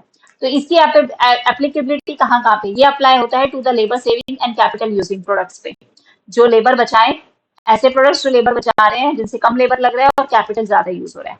Typically caters to the high income group. Early stages में जो सबसे पहले कोई प्रोडक्ट आता है तो वो महंगा होता है, तो बड़े बड़े हाई इनकम ग्रुप्स तक ही उसकी डिमांड पूरी होगी। एग्जाम्पल पीसीज आए, इन्वेंट हुए यूएसए में, उसके बाद वो मास प्रोड्यूस होने लगे अब्रॉड में, और इवेंचुअली अब यूएसए ही उसको इंपोर्ट करना शुरू कर रहा है। तो जो चीज जहां बनती है बाद में ऐसा हो जाता है कि वही नेशन उसको क्या करने लग जाता है, वही नेशन उसे इंपोर्ट करने लग जाता है। तो ये पर्टिकुलर जो है वो ये प्रोडक्ट्स कह रहे हैं कि इसी स्टेजेस से गुजर गुजर के जो है वो काम करती है, इसका मैच्योरिंग फेज आता है कह सकते हैं हम। ठीक है। सो अब वही कि a country when new product is launch, नया प्रोडक्ट लॉन्च हुआ, नया प्रोडक्ट आया, नया प्रोडक्ट आया, नया प्रोडक्ट आया, फिर बाद में ये मैच्योर हुआ, फिर स्टैंडर्डाइज हुआ, और फिर बाद में इन्वेंटर कंट्री ही इसे लेने लग गई। फिर ये डेवलप्ड कंट्री के पास गया, फिर डेवलपिंग के पास गया, और फिर बाद में इन्वेंटर कंट्री जिसने इन्वेंट किया था उसी के पास वापस से आने लगा। ठीक है। और ये ग्रीन से आपको शो कर रहे हैं अदर एडवांस्ड या हाई इनकम कंट्रीज। तो ये इस तरीके से 3 फेज से गुजर रहा है, new product, mature product, standardize product. नया आया, मैच्योर हुआ, स्टैंडर्डाइज हो गया, सबके पास है। ठीक है। और ये रेड क्या शो कर रहा है, ये इनके पास भी क्या है, डेवलपिंग और लो इनकम कंट्रीज के पास जो लो थी, फिर बाद में यही जो है वो सबको क्या करने लगी, एक्सपोर्ट करने लगे ये प्रोडक्ट। ठीक है। एक्सपोर्ट करने लगी। पहले क्या हुआ देखो, पहले ये हुआ कि ये जो नया प्रोडक्ट आया, ये नया प्रोडक्ट लॉन्च हुआ किसी कंट्री में। ठीक है। वो लॉन्च हुआ यहाँ से, वही एक्सपोर्ट करे, वही एक्सपोर्ट करे, वही एक्सपोर्ट करे। एक पॉइंट आएगा स्टैंडर्डाइज प्रोडक्ट होने के बाद उनका एक्सपोर्ट कम हो जाएगा, वो एक्सपोर्ट नहीं करेंगे, वो अब इंपोर्ट करेंगे। और इंपोर्ट कौन देगा उन्हें, डेवलपिंग और लो इनकम कंट्रीज। वो पहले इंपोर्ट करी थी, कॉपी बनाई, और अब वही क्या लोग क्या करने लगे, दूसरे देशों में एक्सपोर्ट करने लगे। ये फेज है जहां से गुजरते हैं। तो प्रोडक्ट लाइफ साइकिल थ्योरी, अगर हम डायनेमिक कंपैरेटिव एडवांटेज के हिसाब से इसको और समझें, तो क्या इसका कोर आइडिया है, ये मॉडल डेमोन्स्ट्रेट करता है डायनेमिक कंपैरेटिव एडवांटेज को। Dynamic advantage shift over the time from the innovating developed country to the developing countries. Comparative advantage होने के कारण डेवलपिंग कंट्रीज में हम सबको पता है कि लेबर कम है, चीप कॉस्ट में बनेगा। तो इनोवेशन जो होती है ना, वो डेवलप्ड से होते होते वो इनोवेशन कहाँ चली जाती है, डेवलपिंग कंट्री तक वो इनोवेशन चली जाती है। तो ट्रेड पैटर्न जो है वो इन्फ्लुएंस होता है इनोवेशन से, और फिर उस इनोवेशन का क्या हो जाता है, डिफ्यूजन हो जाता है। डिफ्यूज हो जाता है, सबके पास आ जाता है। अब पहले ईयरफोन थे, वो कहीं कुछ लिमिटेड जगह पे होंगे, फिर अभी ऐसे ईयरफोन होंगे, हर दूसरे बंदे के पास ईयरफोन है, वो कॉपी बन गई ना उसकी बहुत सारी। So factor requirement of product changes across its life cycle, अपनी लाइफ साइकिल के पूरे टाइम में उसकी रिक्वायरमेंट्स जो है वो चेंज होती जाती है, जिसकी वजह से क्या क्रिएट हुई है, साइकिल इन प्रोडक्शन। इनोवेशन हालांकि इन्वॉल्व करते हैं रिस्क बियरिंग फैक्टर, और ये सिर्फ पॉसिबल है only by the rich firms, जिनके पास जो एक कैपिटल अबंडेंट नेशन है वही इसे जो है अफोर्ड कर सकते हैं स्टार्टिंग में। लेकिन बाद में फिर कंट्रीज इनको क्या करने लग जाती है, इनकी कॉपी बना के बेचने लग जाती है। तो अजम्पशन क्या क्या ली गई है डायनामिक कंपैरेटिव एडवांटेज की प्रोडक्ट साइकिल में, प्रोड्यूसर जो है वो एक कैपिटल रिच कंट्री है इनिशियली जो इंट्रोड्यूस कर रहा है एक नया प्रोडक्ट। इनोवेटिंग फर्म जो है वो इंजॉय कर रही है रियल और इमेजिन मोनोपोलिस्टिक एडवांटेज। इनोवेशन वो स्टिमुलेट हो रहा है by the needs and opportunities of the domestic market. Innovating firm के पास लिटिल नॉलेज है फॉरेन मार्केट की। होम एनवायरमेंट जो है इनोवेटिंग कंट्री का वो डिफर है from other advance countries. Rival producer जो कॉपी बना रहे हैं, भाई नाइके की कॉपी बना रहे हैं, तो वो ये साइन अगर ऐसे लगा रहा है तो वो एक साइन ऐसे लगा देगा, वो बना तो नाइके की कॉपी ही रहा है। तो राइवल आके काम करते हैं इस अजम्पशन के साथ कि हमने ये माना कि जो कैपिटल रिच है वही सबसे पहले इंट्रोड्यूस करेंगे, फिर बाद में लोग इसको कॉपी करेंगे। ठीक है। और वो पहले अपनी अपॉर्चुनिटीज, अपनी नीड्स, अपनी डोमेस्टिक को पूरी करेंगे, फिर अदर नेशंस की, और फिर वो डेवलपिंग में भी जाएंगे। ठीक है। तो क्या स्टेजेस रही, सबसे पहले प्रोडक्ट इंट्रोड्यूस हुआ होम मार्केट में, ध्यान रखना। Technological innovation introduce a new product, high domestic demand हुई, सक्सेस मिली। फिर एक्सपोर्ट का एक्सपेंशन किया, डोमेस्टिक इंडस्ट्री ग्रो करी, डेवलप किया export capacity. Innovating countries enjoys comparative advantage with its resource and जिस कंट्री ने इनोवेट किया उसको तो अभी तो फायदा है ना स्टार्टिंग में, क्योंकि उसी ने बनाया है। फिर ये इसका डिफ्यूजन हुआ अब्रॉड में, इंपोर्टिंग कंट्री जिन्होंने इंपोर्ट किया, बिगिन डोमेस्टिक प्रोडक्शन। अब मैंने ही वहां से पीसी मंगाए यूएसए से, और अब पीसी मैं अपनी ही कंट्री में बनाने लग गई, इमिटेट कॉपी कर ली, नई टेक्नोलॉजी लिया है, बना दिया। तो इससे क्या हुआ, स्टेज 4 है कि आपका टेक्नोलॉजिकल गैप कम हो, will lose a comparative advantage as the gap narrows. Innovating country जिसको अब तक एडवांटेज मिल रहा था, कंपैरेटिव एडवांटेज, कि उन्होंने कोई नई चीज लेके आई है, वो दूसरी कंट्री ने कॉपी करके उसको क्या कर दिया, उसको उस एडवांटेज को कम कर दिया, उस गैप को कम कर दिया। तो स्टेज 5 क्या बनी, आपका प्रोडक्ट क्या हो गया, स्टैंडर्डाइज हो गया। Developing countries with abundant semi skilled labour they take over the production. अब डेवलपिंग कंट्रीज ने कॉपी करना स्टार्ट किया। इनोवेटिंग कंट्री में import the very product at once created. अब वही कंट्री जिसने स्टार्टिंग में इनोवेट किया, वही कंट्री अब क्या कर रही है, इम्पोर्ट कर रही है। तो ये 5 स्टेजेस से गुजरता है, और ये 5 स्टेज याद रखना। सबसे पहले प्रोडक्ट इंट्रोडक्शन हुआ मार्केट में, फिर एक्सपोर्ट का एक्सपेंशन, फिर डिफ्यूजन हुआ, फिर टेक्नोलॉजिकल गैप कम हुआ, फिर प्रोडक्ट स्टैंडर्डाइज हो गया। तो क्या समरी रही, प्रोडक्ट साइकिल थ्योरी जो है वो हाईलाइट करती है कि कैसे comparative advantage is not static. Comparative advantage static नहीं होता कि मान लो कि यूएसए ने ही पीसी बनाया है तो यूएसए को जिंदगी भर का एडवांटेज रहेगा। It will shift over the time. Innovation starts in rich और developed countries but it spread internationally. USA rich है, उसने कोई इनोवेशन स्टार्ट की, लेकिन जिंदगी भर उसके पास नहीं रहने वाली, वो स्प्रेड होगी अदर नेशंस में भी। और इवेंचुअली प्रोडक्शन वहां मूव करता है जहां पे कॉस्ट कम आती है, और कॉस्ट कम आती है डेवलपिंग नेशंस में। तो अब जो इनोवेटर जो बन रहे थे वो अब क्या करने लगेंगे, उनको इंपोर्ट करना पड़ जाएगा, ऐसी सिचुएशन आ जाएगी। ठीक है, सो ये थी आपकी प्रोडक्ट साइकिल, जिसकी ये 5 आप जो है स्टेजेस अच्छे से याद कर लेंगे, जहां से क्वेश्चन आता ही आता है। ओके, पानी पी लेती हूँ मैं।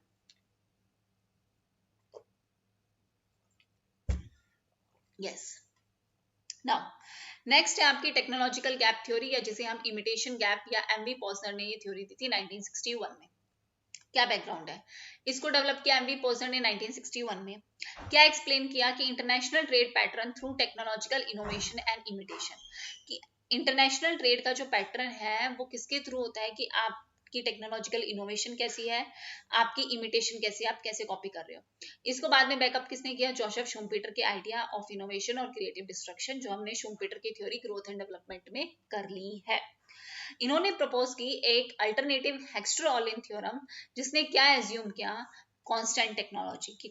टेक्नोलॉजी क्या है, कांस्टेंट है। इन्होंने ये एज्यूम किया था कि टेक्नोलॉजी क्या है, कांस्टेंट है। तो ये अल्टरनेटिव है किसके, एचओ के ही अल्टरनेटिव थ्योरी बनी है टेक्नोलॉजिकल गैप या इमिटेशन गैप मॉडल, एमवी पोस्नर का। देखो, ऐसा भी हो सकता है कई लोगों को लगे कि मैम आप एक ही दिन में इतनी सारी थ्योरीज करवा रहे हो, आप तो इतनी जल्दी जल्दी करवा रहे हो। तो देखो, मैं एक थ्योरी को 1 घंटा भी ले सकती हूँ, 2 घंटा भी ले सकती हूँ, और पूरे दिन में आपको सिर्फ एक ही थ्योरी करवा सकती हूँ। बट मेरा मोटिव पैसे कमाना तो है नहीं कि मैं तुम्हें लालच दूं कि मैंने तुम्हें एक थ्योरी बहुत अच्छे से करा दी, अब तुम मेरा कोर्स परचेज कर लो। देखो, ये क्लैरिफिकेशन देना बहुत जरूरी है, क्योंकि कई बार मुझे लगता है कि मैं क्लैरिफाई क्यों करूं, मेरे को अब मेरा काम करना है, कर दो। बट कई लोग है ना इस चीज के उसमें आ जाते हैं कि अरे मैम ने तो इतनी जल्दी करा दिया। अब आप ये सोचो कि मैं आपको वही नोट्स दे रही हूँ जो मैं पेड में दे रही हूँ, उन्हीं नोट्स से पढ़ा रही हूँ, तो मतलब मैं आपके टॉपिक में तो कोई कमी नहीं रख रही कि मैं ये लाइन नहीं देती फ्री वालों को और ये पेड वालों को ये वाली लाइन दूंगी, ये इंपॉर्टेंट है पेपर के लिए। जब मैंने कोई डिफरेंस नहीं किया, तो आपको भी कोई डिफरेंस नहीं करना चाहिए अपनी पढ़ाई में। ये मेरे कहने का कंक्लूजन है। जब मैं कोई डिफरेंस नहीं कर रही, तो मैं ये नहीं चाहती कि आप लोग भी ये सोचो और सोचो कि छोड़ो कम पढ़ लेंगे, सिर्फ पीवाई क्यों कर लेंगे। तो आजकल सिर्फ आप क्वेश्चन सॉल्व करके एग्जाम क्लियर नहीं कर सकते, इससे लिखवा लो मेरे से ये बात, और मुझसे क्या, किसी भी टीचर से लिखवा लेना। कि तुम अगर ये सोच रहे हो, अगर आप लोग ये सोच रहे हो, सॉरी, अगर आप लोग ये सोच रहे हो कि पीवाई क्यों करके कर लेंगे, हमें क्या जरूरत है, तो मैं इतने घंटे से शायद बोले जा रही हूँ, मेरा कोई भला नहीं हो रहा है इसमें। मैं चाहूँ तो अलग से पेड वालों को वीडियो बना के भेज दूँ कि उन्होंने तो पैसे दिए भाई, इन्हीं को ही पढ़ाऊंगी, इनको तो मैं एक थ्योरी पढ़ा के छोड़ देती हूँ, कह दूंगी कर लो खुद। पूरी इंटरनेशनल इकोनॉमिक्स मैं आपको सारी नोट्स से पढ़ा रही हूँ, पूरी मनी एंड बैंकिंग मैंने आपको उन्हीं नोट्स से पढ़ाया, मैंने माइक्रो के अपने नोट्स आपके साथ शेयर करे, उससे बाहर नहीं आएगा। कहीं से भी पढ़ लेना, आपको बाहर नहीं मिलेगा कुछ रैंडम एरर्स को छोड़ के। तो मैं जब कोई डिफरेंस नहीं कर रही ना, तो आपको भी शायद कोई डिफरेंस नहीं करना चाहिए अपनी पढ़ाई में, ये मेरा मानना है, और बाकी आप लोगों की मर्जी है। ठीक है, तो कोर आइडिया क्या है, a country that invent introduce a new good gains. भाई जो नई चीज इन्वेंट करेगी, इंट्रोड्यूस करेगी, उसको फायदा तो होगा, उसको कंपैरेटिव एडवांटेज तो होगा, और उसको एक टेम्परेरी मोनोपोली भी मिलेगी, जब तक कि दूसरी कंट्री उसका कॉपी ना बना ले। तो technology not just factor endowment drives trade, सिर्फ फैक्टर एंडोमेंट से ट्रेड नहीं होता जैसा हेक्स्टर रोलिन ने कहा, बट टेक्नोलॉजी भी एक बहुत बड़ा रोल है जिससे ट्रेड बन रहा है। तो economic state depend on science, politics, markets, culture and uncertainty. Economy जो है वो हर चीज पे डिपेंड करती है। तो ये जो टेक्नोलॉजी का गैप है, time difference between invention, export and successful imitation abroad, इसी में ही ट्रेड हो रहा है। एक कंट्री ने इन्वेंट किया, फिर उस कंट्री ने एक्सपोर्ट करना स्टार्ट किया, और कितना टाइम लगा कि दूसरी कंट्री ने उसे कॉपी कर लिया सक्सेसफुली। उसी के बीच में खेल चल रहा है। जिसने पहले इन्वेंशन करी उसने सब स्टार्टिंग में फायदा लिया ट्रेड करके बहुत तगड़ा, हर जगह एक्सपोर्ट किया, जब तक कि दूसरी कंट्री ने उसकी कॉपी ना बनानी शुरू कर दी, जब तक फायदा हुआ, फिर ये जिसने कॉपी किया है उसको फायदा होने लग जाएगा। तो ये टेक्नोलॉजिकल गैप है जिसकी वजह से ट्रेड हो रहा है। क्या असम्पशन है? दो कंट्रीज कंसीडर की गई, दोनों कंट्रीज का सिमिलर फैक्टर एंडोमेंट है, दोनों कंट्रीज की सिमिलर डिमांड कंडीशंस है, फैक्टर प्राइस रेशियो सिमिलर है। ओनली डिफरेंस लाई करता है टेक्नोलॉजी में। जो इमिटेट कर रहा है उसके पास टेक्नोलॉजी होती तो वो तो खुद ही बना लेता है ना, तो वो तो पहले किसी कंट्री जिसके पास टेक्नोलॉजी थी उसने इन्वेंट किया, फिर दूसरी कंट्री ने उसे क्या किया, इमिटेट किया, कॉपी किया। तो टाइप्स ऑफ लैग, दो टाइप के लैग है कॉन्स्टिट्यूटिंग टेक्नोलॉजिकल गैप। एक है आपका फॉरेन रिएक्शन लैग, एक है आपका डोमेस्टिक रिएक्शन लैग, फिर है आपका डिमांड लैग। ठीक है, तीन तरीके के लैग है। फिर लैग का फॉर्मूला भी है, देखो। Foreign reaction lag, time taken by innovating firms to develop and produce with a new technology product are then export abroad. कितना टाइम लिया कि एक कंट्री ने कुछ नया डेवलप किया, इनोवेट किया एक नई टेक्नोलॉजी के साथ, और फिर उसे एक्सपोर्ट किया। ये फॉरेन ने कैसे रिएक्ट किया। डोमेस्टिक रिएक्शन कैसे लैग होगा कि time taken by domestic firms to respond and import product. Domestic firms ने कितना रिएक्ट किया, और इन्होंने जब बनाया तो इन्होंने कब कितने टाइम में इंपोर्ट किया। इसमें इमिटेशन लैग भी आ गया कि इन्होंने इंपोर्ट करके उसको कॉपी भी कब किया, जब लोकल फर्म्स ने सीखा, नई टेक्नोलॉजी अडॉप्ट की, और फिर ये जो इन्होंने इंपोर्ट किया था डोमेस्टिक फर्म्स ने, लोकल फर्म्स ने उसको उठा के कॉपी करने में कितना टाइम लगाया। तो demand lag, time domestic consumers need to adapt taste preference for the new product. एक टाइम लगता है ना, डिमांड ऐसे तो नहीं कि मैंने आज कोई चीज बेचनी शुरू करी और कल मेरी डिमांड बढ़ गई, ऐसा तो नहीं होगा ना। धीरे धीरे धीरे धीरे टाइम लगेगा ना, अडेप्ट होंगे आप चीजों के साथ, तो टाइम लगेगा उस नए प्रोडक्ट को मार्केट में लोग उसके टेस्ट को अडेप्ट कर पाए, तब तक। वो डिफरेंस क्या है, वो डिफरेंस है आपके डिमांड के लैग का, कि डिमांड में कितना लैग रहा, कितने टाइम में वो प्रोडक्ट बना, कितने टाइम में एक्सपोर्ट हुआ, कितने टाइम में डोमेस्टिक कंट्री में गया, फिर वहां की लोकल कंपनीज ने उसे इमिटेट किया। वो लैग है, वो डिफरेंस है। तो टोटल लैग हम कैसे कैलकुलेट करते हैं, imitation lag minus demand lag. कितने टाइम में लोगों ने डिमांड की, कितने टाइम में कॉपी किया। अगर डिमांड लैग ज्यादा है, इमिटेशन कम है, डिमांड ज्यादा आ गई और लोगों ने कॉपी कम कर पाए, तो domestic consumer demands foreign goods, तो मेरे यहाँ के लोग मेरी कॉपी का वेट थोड़ी करेंगे कि भाई अब यहाँ पे कॉपी बनेगी। इमिटेट करने में मुझे टाइम लग गया और डिमांड लोगों की ज्यादा बढ़ गई, तो बाहर से मंगा लेंगे, जिसकी वजह से लोकल मार्केट खराब होगी, ट्रेड डेफिशिएंट होगा। बिल्कुल होगा, अगर बाहर से इंपोर्ट करेंगे तो आपका फॉरेक्स जाएगा। तो ये गैप जो है वो बताता है, ये लैग जो है वो बताता है किस हिसाब से ट्रेड होगा, ट्रेड में कितना फायदा होगा। तो ये मॉडल जो है वही एक्सपोर्ट और इंपोर्ट का जो ये लैग है, ये जो गैप है, वही डिफाइन करना चाहता है कि दो कंट्री है, कंट्री ए जो इनोवेटिंग कंट्री है, कंट्री बी मान लो वो जो इमिटेटिंग कंट्री है जिसने कॉपी किया। ये T1 T2 T3 T4 ये टाइम लैग ही है। ठीक है, एक सेकेंड, हाँ।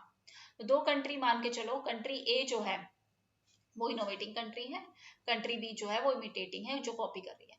एक्स एक्सिस पे हमने टाइम ले लिया, वाई एक्सिस पे हमने ट्रेड बैलेंस ले लिया इनोवेटिंग कंट्री का, ए का, कि कितना ट्रेड बैलेंस है। स्टार्टिंग में वो सरप्लस सरप्लस में ही रहेगा, बाद में वो जाएगा।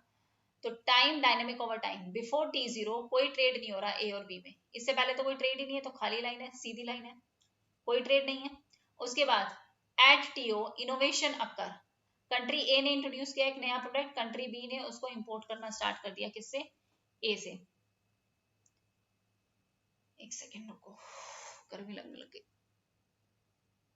ये मैं सोचूं कि एक जगह ही दिखा दूं या समझा दूं, कैसे क्या करूं, क्योंकि फिर साथ के साथ समझाना भी तो है ना डायग्राम के हिसाब से, वरना समझ नहीं आएगा तो फायदा क्या है, कैसे दिखाऊं। यही दिक्कत होती है मेरे को, कई बार है ना PDF बनाते वक्त ध्यान रखना चाहिए कि डायग्राम के साइड में डिस्क्रिप्शन हो, बट चलो ऐसे पॉसिबल हो सकता है। देखो, कैसे हो सकता है पॉसिबल? यही आप यहीं पे समझते रहो, फिर बाद में पढ़ लेना। नाउ हमने क्या देखा कि बिफोर टी जीरो से पहले हमने क्या देखा, there is no trade between A and B, कोई ट्रेड नहीं, एक सिंगल लाइन है, ए और बी में कोई ट्रेड नहीं हो रहा। टी जीरो पॉइंट पे इनोवेशन हुआ, कंट्री ए ने एक नया प्रोडक्ट इंट्रोड्यूस किया और कंट्री बी ने उसको, इसने एक्सपोर्ट किया, उसने इंपोर्ट करना स्टार्ट कर दिया। टी जीरो से लेके टी3 तक डिमांड लगाया, कंट्री बी जो है अभी तक टेक्नोलॉजी नहीं ले पाई, तो कंट्री बी जो है टी3 तक एक्सपोर्ट करे जा रही है, करे जा रही है, करे जा रही है, करे जा रही है, उसने यहाँ तक एक्सपोर्ट किया, क्योंकि ये तो डिमांड लग गया, अभी तक ये कॉपी नहीं कर पा रहे हैं। तो एक्सपोर्ट का ए का एक्सपोर्ट जब तक राइज करेगा जब तक कि दूसरी कंट्री उसको कॉपी ना कर ले, तो मान लो टी3 तक उसने एक्सपोर्ट बढ़ाते गए बढ़ाते गए बढ़ाते गए, लेकिन उसके बाद टी1 टाइम पीरियड पे कंट्री बी ने कॉपी बनानी यहाँ पे शुरू कर दी थी, ठीक है। तो एक्सपोर्ट ए का डिक्लाइन हुआ, इतने से इसने कॉपी बनाई टी1 टाइम पीरियड में, और इसका एक्सपोर्ट फिर डिक्लाइन हुआ टी2 पे, ठीक है। टी2 पे डिक्लाइन होने के बाद अभी तक एक दूसरी कंट्री ने टेक्नोलॉजी नहीं ली है, अभी अभी उसने कॉपी बनाई है सिर्फ, टेक्नोलॉजी पूरी तरीके से इनकी टेक्नोलॉजी नहीं ले पाए, इसलिए इनका एक्सपोर्ट तो बढ़ता जा रहा है, टी0 से टी3 तक इनका एक्सपोर्ट तो बढ़ता गया बढ़ता गया बढ़ता गया, लेकिन कंट्री भी अभी अनेबल है अडॉप्ट करने में टेक्नोलॉजी को, टी3 तक, टी0 से टी3 तक, ठीक है। तो ये जब तक ये टेक्नोलॉजी अडॉप्ट नहीं कर पाएंगे तब तक ए का एक्सपोर्ट तो बढ़ता जाएगा, और ये बढ़ता जा रहा है, टी3 तक बढ़ता जा रहा है। अगर कंट्री भी इमिटेट कर देती है, मान के चलो कि कंट्री भी टेक्नोलॉजी और इनकी को कॉपी कर ले, तो क्या होगा, अगर कंट्री भी जल्दी इमिटेट कर लेगी, टी1 पॉइंट पे ही उसने इमिटेट कर लिया, मान लो कॉपी बना ली, तो फिर क्या होगा, जो ये एक्सपोर्ट करते जा रहे थे, इंक्रीज होते जा रहे थे, वो एक्सपोर्ट क्या होगा, वो एक्सपोर्ट डिक्लाइन होगा, और एक डाउनवर्ड एरो आएगी, और ये डिक्लाइन करेगा कहाँ तक, टी2 तक ये डिक्लाइन करता हुआ जाएगा, एक्सपोर्ट जो एक्सपोर्ट बढ़ रहा है। अगर वो नहीं कर पा रहे तो ये बढ़ता जाएगा, अगर वो कॉपी नहीं कर पा रहे तो ये टी3 तक बढ़ता गया एक्सपोर्ट, कॉपी कर ली तो एक्सपोर्ट क्या करेगा, डिक्लाइन करेगा, ट्रेड रिवर्सल पॉसिबल हो जाएगा, अगर बी भी कॉम्पिटिटिव हो गया तो ट्रेड रिवर्स करेगा, है ना। और अगर इमिटेशन गैप आपका रहा, यहाँ तक आपका इमिटेशन गैप रहा कि आपने यहाँ पे कॉपी बनाना शुरू कर दिया, कॉपी बनाना शुरू कर दिया, तो ए का एक्सपोर्ट तो मैक्सिमम रहा, यहाँ तक ए का एक्सपोर्ट मैक्सिमम रहा, लेकिन उसके बाद क्या होगा, यहाँ पे आते तक क्या हो जाएगा कि ये जो कंट्री एक्सपोर्ट कर रही थी, जिसने अपना प्रोडक्ट बनाया, उसका प्रोडक्ट क्या करने लगेगा, फॉल, और कहाँ तक, जीरो तक, टी6 जीरो टाइम पीरियड तक, जब तक कि ये दूसरी कंट्री इसको फुली तरीके से अडॉप्ट ना कर ले टेक्नोलॉजी, तो वो दूसरे के एक्सपोर्ट को गिराएगी। और अब जो दूसरी कंट्री है बी, जो जो डेवलपिंग कंट्री है, उसके पास तो चीप है ना, चीप लेबर है, चीप सब कुछ है, सस्ता प्रोडक्ट बनाएंगे, कॉपी बना लेंगे, तो लोग इनसे लेने लग जाएंगे, इमिटेटिंग इनोवेटिंग कंट्री से क्यों लेंगे।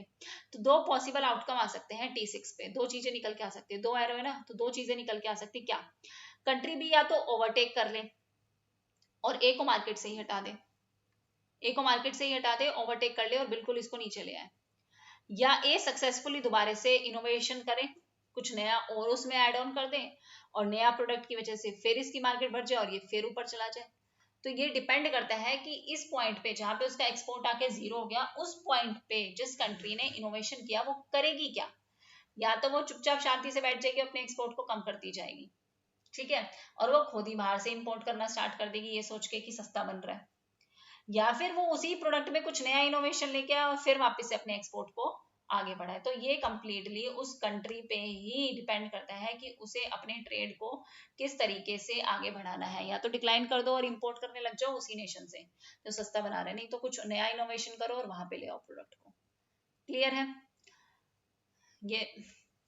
अब हम चलते हैं नेक्स्ट थ्योरी पे, जो है हमारी dynamic comparative advantage theory, Roger V Klein की। और ये क्या कहते हैं, ये भी प्रपोज्ड है as an alternative to Heckscher Ohlin theory, और इन्होंने भी एम्फेसाइज किया है comparative advantage is not static but changes over the time, कि आपका जो कंपैरेटिव एडवांटेज है वो स्टैटिक नहीं है कि आज अगर एक कंट्री को फायदा है तो हमेशा उसी को ही फायदा होता रहेगा, नहीं, ये तो ओवर द टाइम क्या होता जाएगा, चेंज होता जाएगा।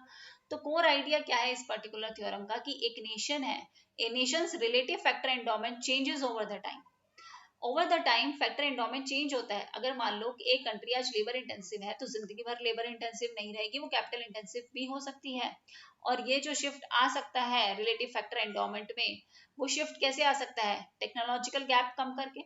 अगर आज हम सिर्फ पीसी बना सकते हैं और आज लगे कि हम चांद पे नहीं जा सकते, कि यहाँ नहीं जा सकते, तो आज जा रहे हैं ना, चेंज आ रहा है ना, टेक्नोलॉजिकल गैप कम हो रहा है ना। लेकिन वो टेक्नोलॉजिकल गैप कम करने के लिए क्या करना पड़ेगा? हैवी इन्वेस्टमेंट करनी पड़ेगी देश को, ह्यूमन कैपिटल पे, इनोवेशन पे, रिसर्च एंड डेवलपमेंट पे, इन सब पे आपको क्या करना पड़ेगा? इन्वेस्टमेंट करना पड़ेगा। तो इसका इम्प्लीकेशन क्या आएगा? जो लेस डेवलप कंट्रीज है, करंटली एट बिगिनिंग या मिडल स्टेज पे है प्रोडक्ट साइकिल की, बिल्कुल बिगिनिंग या मिडल स्टेज पे ही है, अगर वो स्किल्स बढ़ाए, टेक्नोलॉजी बढ़ाए, रिसर्च एंड डेवलपमेंट बढ़ाए, तो एलडीसीज भी एक्सपेक्टेड है कि वो कैचअप कर लेंगी और इवन ये डेवलप कंट्रीज को भी ओवरटेक कर सकती हैं। जैसे मोदी जी ने कहा 2040 तक हम डेवलप नेशन बन जाएंगे, तो हम बन सकते हैं, हम ओवरटेक भी कर सकते हैं, बट हमें इन्वेस्टमेंट करनी पड़ेगी भाई अपनी ह्यूमन स्किल पे, टेक्नोलॉजी पे, रिसर्च एंड डेवलपमेंट पे। तो रॉजर क्लेम की जो डायनेमिक कंपैरेटिव एडवांटेज है वो क्या एक्सप्लेन करती है कि जो ग्लोबल ट्रेड पैटर्न है evolves as countries invest in, वो चेंज हो सकता है। एक ही देश हमेशा जो है उसी कोई फायदा नहीं होता रहेगा, वो आप चेंज ला सकते हो स्किल से, इनोवेशन से, टेक्नोलॉजी से। कंपैरेटिव एडवांटेज शिफ्ट कर सकता है डायनामिकली डेवलप से डेवलपिंग तक ओवर द टाइम। और जो असम्पशंस थी ना एचओ की, उसको ये चैलेंज करते हैं कि एचओ ने तो बोला जिसके पास जो फैक्टर ज्यादा है वही करेगा, तो क्या कभी फैक्टर चेंज नहीं हो सकते? हो सकते हैं। अगर आप इन्वेस्टमेंट करो अपने देश में तो सारी चीजें बदल सकती हैं, तो करने की बात है ना कि कितना करेंगे, उस चीज पे डिपेंड करता है। तो वही है, ठीक है, क्लियर है ये सारी थ्योरी। अब चलें अपनी नेक्स्ट थ्योरी पे जहां स्कूल 1962 जेंट इनवर्जन ने दिया है। डायरेक्ट क्वेश्चन आता है किस आइडिया पे बेस्ड है? Based on Newton laws of gravity के ऊपर ये बेस्ड है और ये अप्लाई होता है इंटरनेशनल ट्रेड में। ये कहते हैं कि ट्रेड फ्लो किससे डिटरमाइन होता है? इकोनॉमिक साइज मतलब उसकी जीडीपी से और उसके डिस्टेंस से, कि दो नेशन में कितना डिस्टेंस है, वो डिसाइड करता है कि उस नेशन में ट्रेड कैसे डिटरमाइन होगा। और इसकी क्या इक्वेशन है? जहां से डायरेक्टली न्यूमेरिकल क्वेश्चन भी आ चुका है, फॉर्मूला बेस्ड क्वेश्चन भी आ चुका है। FIG bilateral trade flow between country I and J. I और जे में बायलेटरल ट्रेड फ्लो हो रहा है। बायलेटरल मतलब दो तरफा व्यापार, आई जी के साथ, जी आई के साथ, ठीक है। वो किससे डिटरमाइन होगा? जी हम एक कांस्टेंट टर्म लेंगे, multiply by economic mass GDP of each nation. I का economic mass of GDP, J का economic mass of GDP divided by उसका डिस्टेंस। अब देखो जितना ज्यादा डिस्टेंस उतना कम ट्रेड, जितना कम डिस्टेंस उतना ज्यादा ट्रेड, इनवर्स रिलेशन है।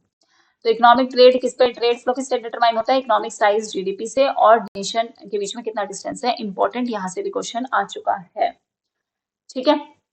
क्या इंप्लीकेशन है? क्लोजर कंट्रीज ट्रेड मोर, वही बात है, जितना कम डिस्टेंस उतना ज्यादा ट्रेड। कंट्रीज जिनका सिमिलर इनकम लेवल है trade more among themselves due to similar demand pattern. अगर ये भी रिच है ये भी रिच है तो इन दोनों की डिमांड सेम जैसी होगी ना। एक गरीब आदमी और एक बहुत अमीर आदमी, उनकी क्या डिमांड सेम हो सकती है? इसको दो रोटी चाहिए और इस इंसान को दो रोटी नहीं चाहिए, इसको बहुत ज्यादा इसकी डिमांड है। तो ये चैलेंज है किसको? हेस्टरॉलिन थ्योरी को। Question its factability. एचओ की थ्योरी को इन्होंने क्वेश्चन कर दिया। Since trade is not about factor endowment but also about size and distance. सिर्फ फैक्टर एंडोमेंट से ही ट्रेड डिसाइड होता है क्या बाकी चीजें मैटर नहीं करती? चैन लिम्पर्सन ने बोला कि साइज और डिस्टेंस भी मैटर करता है। तो जो ग्रेविटी मॉडल है ट्रेड का वो शो करता है कि ट्रेड पॉजिटिवली रिलेटेड है किससे? इकोनॉमिक साइज से। जो नेशन जितना बड़ा है, जितनी ज्यादा उसकी जीडीपी है, उतना ज्यादा ट्रेड। और नेगेटिवली रिलेट करता है डिस्टेंस से, जितना दूर उतना कम ट्रेड। तो ये एम्फेसाइज करता है ज्योग्राफिकल चीजों पे एंड डिमांड पैटर्न फैक्टर्स पे, कि आप लोगों की कितनी सेम डिमांड आपका पैटर्न है और आप में कितना ज्योग्राफिकली डिस्टेंस है। तो ये डाउट करता है किसके ऊपर? Relevance of HO theory. HO theory की रेलिवेंसी पे ये डाउट करता है ग्रेविटी मॉडल। क्लियर है? इतना ही इंपॉर्टेंट है, इससे ज्यादा आएगा भी नहीं, इससे ज्यादा है ही नहीं तो आएगा क्या इसमें? इससे ज्यादा कुछ है नहीं। अब पढ़ने को तो कितना ही पढ़ते जाओ। नेक्स्ट है आपकी लिंडस थ्योरी ऑफ ओवरलैपिंग डिमांड। ये कब आई? 1961। किसने दी? स्टेफन लिंडस ने। क्या आइडिया है? International trade in manufactured goods is stronger between countries with. जो इंटरनेशनल ट्रेड है मैन्युफैक्चर्ड गुड्स में, ध्यान रखना, वो स्ट्रॉन्ग हो सकता है कब? जब similar per capita income level हो दो नेशंस का, जब उनका सेम डिमांड स्ट्रक्चर हो, तो ओवरलैपिंग कंज्यूमर प्रेफरेंस होंगी। तो trade is seen as extension of domestic trade. एक तरीके से डोमेस्टिक ट्रेड ही होगा। अगर सेम पर कैपिटा है, सेम डिमांड स्ट्रक्चर है, तो कंज्यूमर की प्रेफरेंस तो ओवरलैप करेगी ना, इनको भी ये चाहिए, इनको भी ये चाहिए, ऐसा हो सकता है? मुझे भी ये चाहिए और मैं वहां से ये ले रही हूँ और वहां पे भी वही चीज है और वहां से भी वही चीज ली जा रही है। समझाती हूँ, देखो। assumption देखते हैं पहले। Countries trade only those goods for which they have domestic demand. Countries